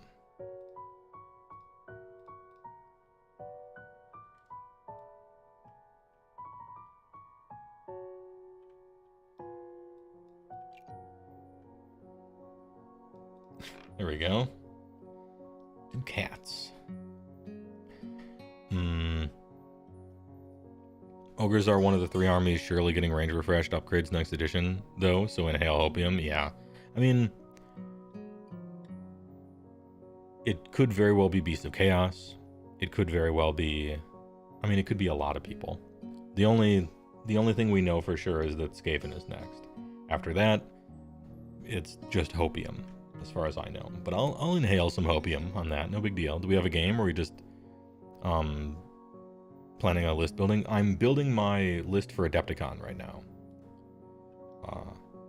I don't have a game lined up. I'm just building a 3K list for Adepticon. Out of like stuff that I happen to own. And I'm coming up with kind of like 3 lists for it. Apologies I didn't look at chat earlier. I'm usually on top of that. If Rover Temple Lumineth releases before Adneth Wave 2, you're going to be in bloody shambles. Dude, if Lumineth gets anything before a lot of armies, I'm going to be in shambles. Fucking chill, bros. GW is going to phase out the rest of Finecast. That's what I would think. It's very reasonable. I would think that. And Finecast is a lot of Skaven, nearly and I think an entire third or more of ogres, and then some orcs, as far as Finecast is concerned. I don't think BOC has Finecast, but they are very old.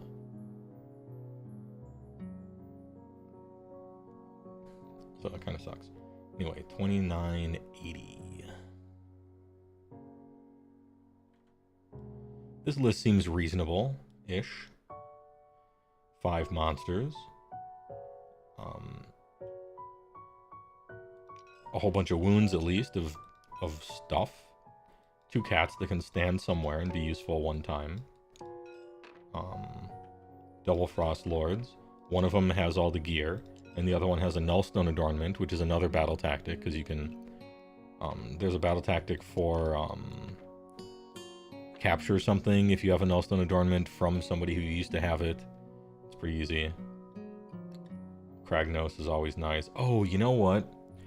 Kragnos encourages us not to play with Mournfang. Hold up. I might be swerving at the last minute. Kragnos encourages us to play with as many monsters as possible. Because Mournfang, despite getting much cheaper, the reason they got cheaper is that they suck. And the reason they suck is because they don't interact with our Allegiance abilities very well. They do Mortals on 5s in a unit of 4, and Mortals on 6s in a unit of 2. Monsters are always on 4-ups. And Gutbusters do Mortals on 4s, and sometimes, if you're a Tyrant, do Mortals on 3s. Jesus Christ. Right. So, actually, I don't want 2 units of 4 Mournfang.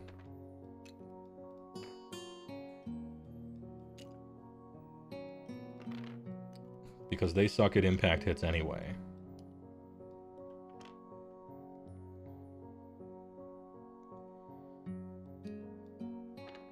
And they suck at capturing. Because 4 of them capture 8, one of these guys captures 10. The reason Mournfang are good is because they're good against Unleash Hell, and they have a lot of attacks compared to your other stuff. Even though they don't do the greatest damage, they at least have a decent amount of attacks, and everything else you have does not.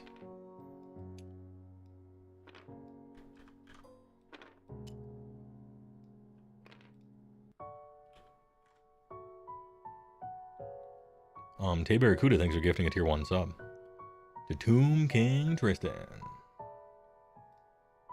who is surely enjoying his Warhammer the Old World army. You dig list building? Yeah, it's not the most exciting stream, I admit, but we did, for the first 2 hours, we had a whole bunch of news and stuff to talk about, because I was sick for a while. And I don't do list building streams very often, because it's a lot of back and forth. But, you know, I gotta make a list for Adepticon, I might as well stream doing that, right? How many points do we have left over? If it's just 2 of them. I think it should probably be more, but... 26. So, couldn't fit a Frostlord, but I wasn't really trying to fit a Frostlord.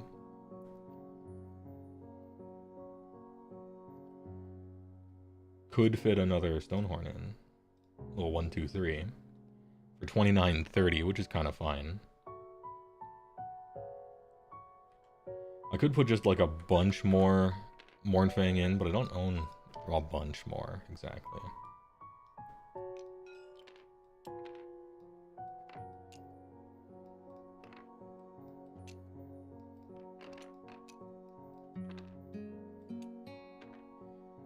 So this could be the list. It's 3 Beast Riders, 2 Frostlord, 1 Kragnos, and 2 Mournfang.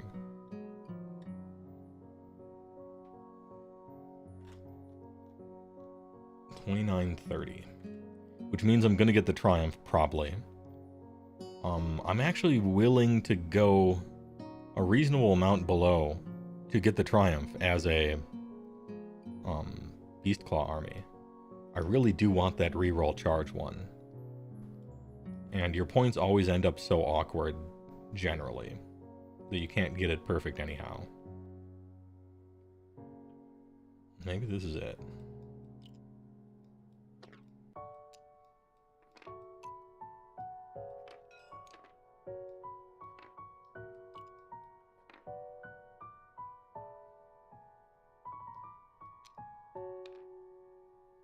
All right.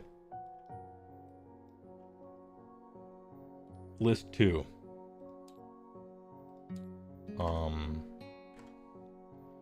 3K.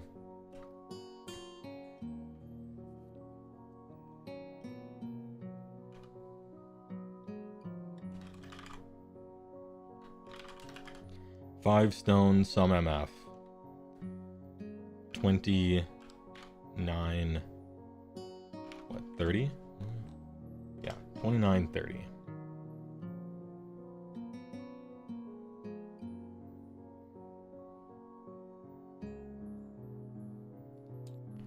Alright, we got 2 in the maybe pile. Besides Vulture maxing. With 7 Blood Vultures every turn to kill little foot heroes. 1 Frostlord and 2 Wizards. And this is... I could field this, potentially. But I'm not trying to play without Kragnos in a Beastclaw list, so...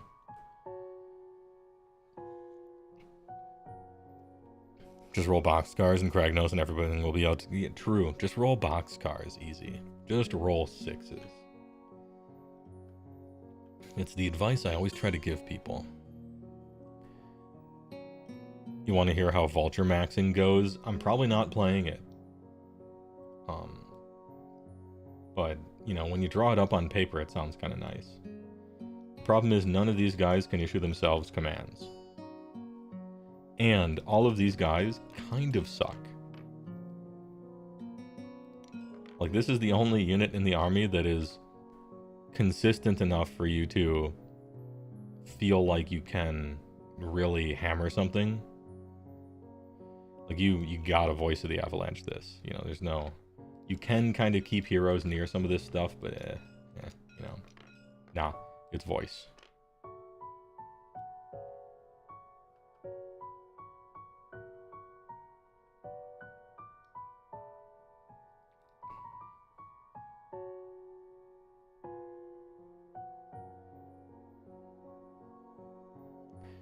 Kragnos is War Master, so if you have him, you have a little leeway, yeah.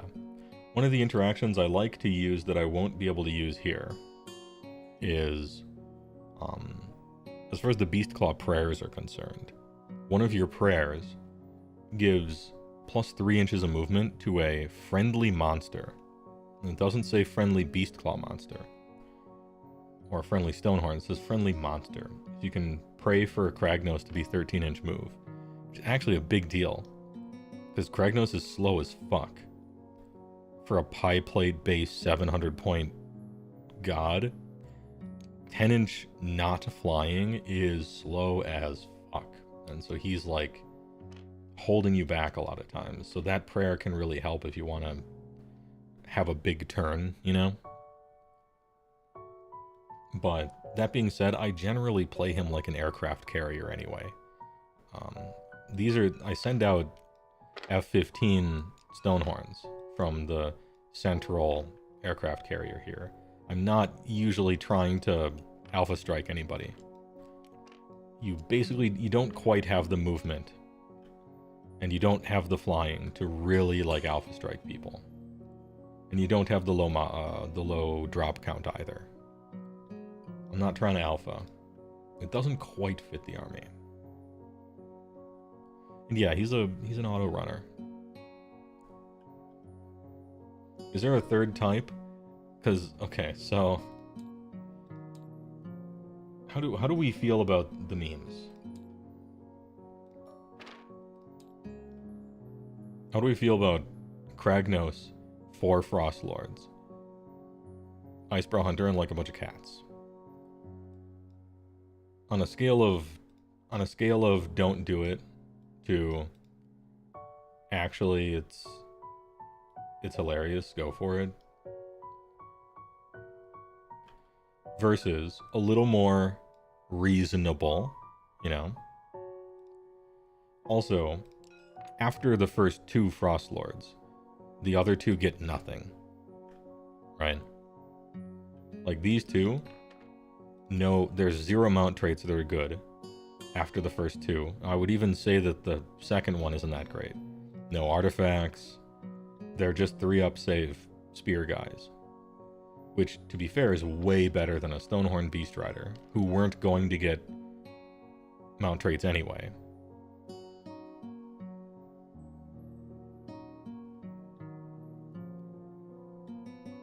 So actually, hold on. Sometimes there's in a vacuum and sometimes there's a comparison. So really what we're doing here, in a sense, is these guys don't have mount traits, but these guys weren't going to get mount traits anyway. So the real comparison is 2 Frost Lords versus 3 Stonehorn Beast Riders. That's really kind of what we're comparing. And none of them are going to get mount traits in any case.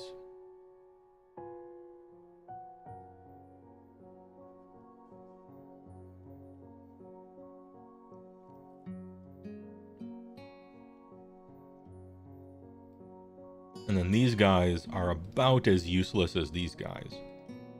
But there's just more of them so they can go to more places on the table. The difference here is this is 3 charge rolls, and this is 2 charge rolls. And like quantity of things that can roll charges when they start near Kragnos is actually that's a thing, right?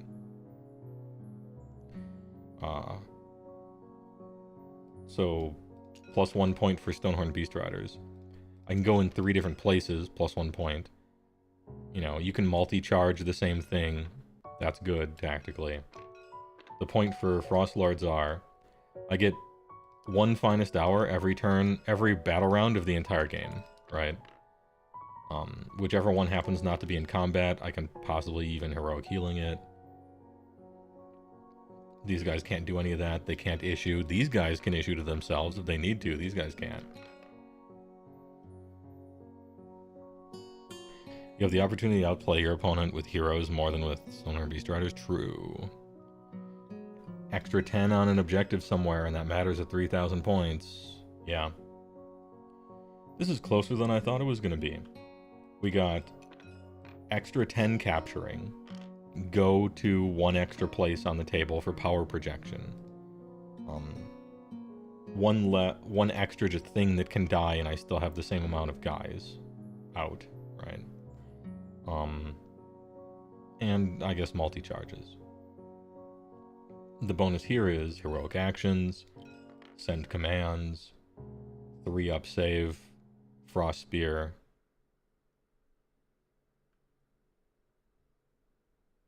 Yeah, these have 3-up save, these have 4-up save, and can't issue. I can potentially do something with Icebrow too. And this one has 1, 2, 3, 4, 5 different little units that I don't care about that can stand somewhere, go somewhere, be a speed bump, waste somebody's combat phase, stand next to an objective and stand on it later.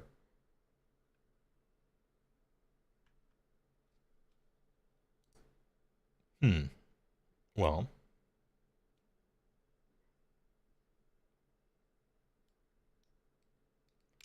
I guess I can decide between these two lists later. The point is, they're both stupid and great. And I think I know what I'm doing. One of these. Or some mixture of. Alright. Good talk, good chat. I appreciate it. I think we've covered it. Just about covered everything. How long is the stream gonna go? 3.5 hours? Okay. That's about right. Well, thanks for stopping by. This is my test of multi-streaming to YouTube and Twitch, and everything worked except the stuff that didn't work. But more worked than I thought it would. I gotta figure out a way to make YouTube memberships and super chats and stuff appear on the screen with the funny memes, because the Twitch works, YouTube didn't work, even though I set it up so that it would. I got funny memes that pop up when somebody subscribes and stuff. That shit's fun. So I gotta fix that. And then also YouTube chat doesn't show up on the stream the few times I happen to be showing it on stream. But I know the problem with that. I can fix that one already. Other one I'm gonna have to fuck with a little bit. But anyway, hey, good work. I appreciate it. You're bringing out Kragnos and the Cows to your local GT next month. After 9 months of Rocket Tyrant, and Mixed Arms, it's time to unleash the beasts. Good man. Good man and thorough. Yeah, my 2K list, I was kind of floundering. I'm not gonna lie. When Stonehorn Beast Riders went up in points, it broke my list at 2K, and I never found anything I was really happy with. Running Kragnos in it was, you just had too few guys on the table to do anything. And running without Kragnos, I didn't feel very good no matter how I switched things around. So, in between those two battle scribes, I was like, man, I can't find anything good to do. And dropping Mornfing by 20 was exactly enough to make me able to use the old list again, so... Or the old list again. So that was a good one. Anyway, hey, TY for watching. I appreciate it. Thanks for the subs and the bits and the primes. And the super chat, memberships, all that shit. Damn. Appreciate you guys watching. Even though I was gone for a while. If you're up to new merch ideas, you'd love to make stuff for you to sell. You got into laser engraving, and you can make all kinds of stuff. Damien Chew Nut. Nice. Laser engraving, huh? Hey, I'll think about it. TY for the offer. What else? Yeah, thanks for all the stuff. I appreciate it. Join my Discord if you feel like it. And I'll see you later this week, because I can stream whenever I want now. After this Thursday, I'll be done with my current project, and so my schedule's more open to work on YouTubes and streaming stuff. Big plans ahead. I'd a skateboard shirt when? Hell yeah, dude. Riding those eels, just kick flipping more Sargard. Let's go. Anyway, thanks for watching. Appreciate it. Oh shit, dude, hold up. This is a problem. Normally, I either forget to raid somebody, or I raid somebody. You know, one of those two things. Either I do it or I forget. But here's the problem. Can you even... Does YouTube have a raid thing? Can you raid in YouTube? Is that even possible? I don't know. Well, shit. All right, that's something else I'm going to have to figure out. Don't worry about it. Anyway, TY for watching. Appreciate.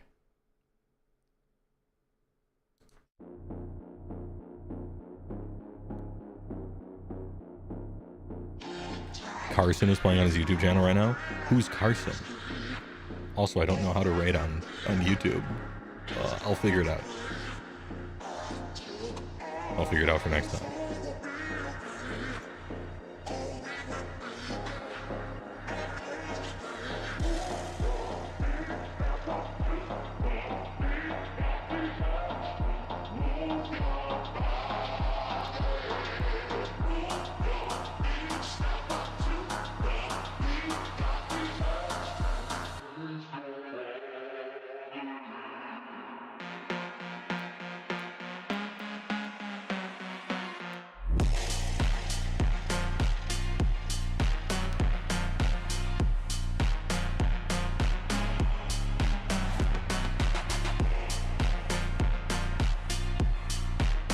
Alright, everybody say Warhammer Age of Sigmar.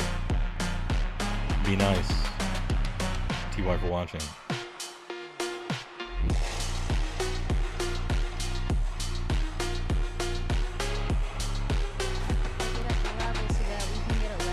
Right now we're working off the grid. Right now we're sleeping. You lost money. You lost money! Hi. You lost money. What?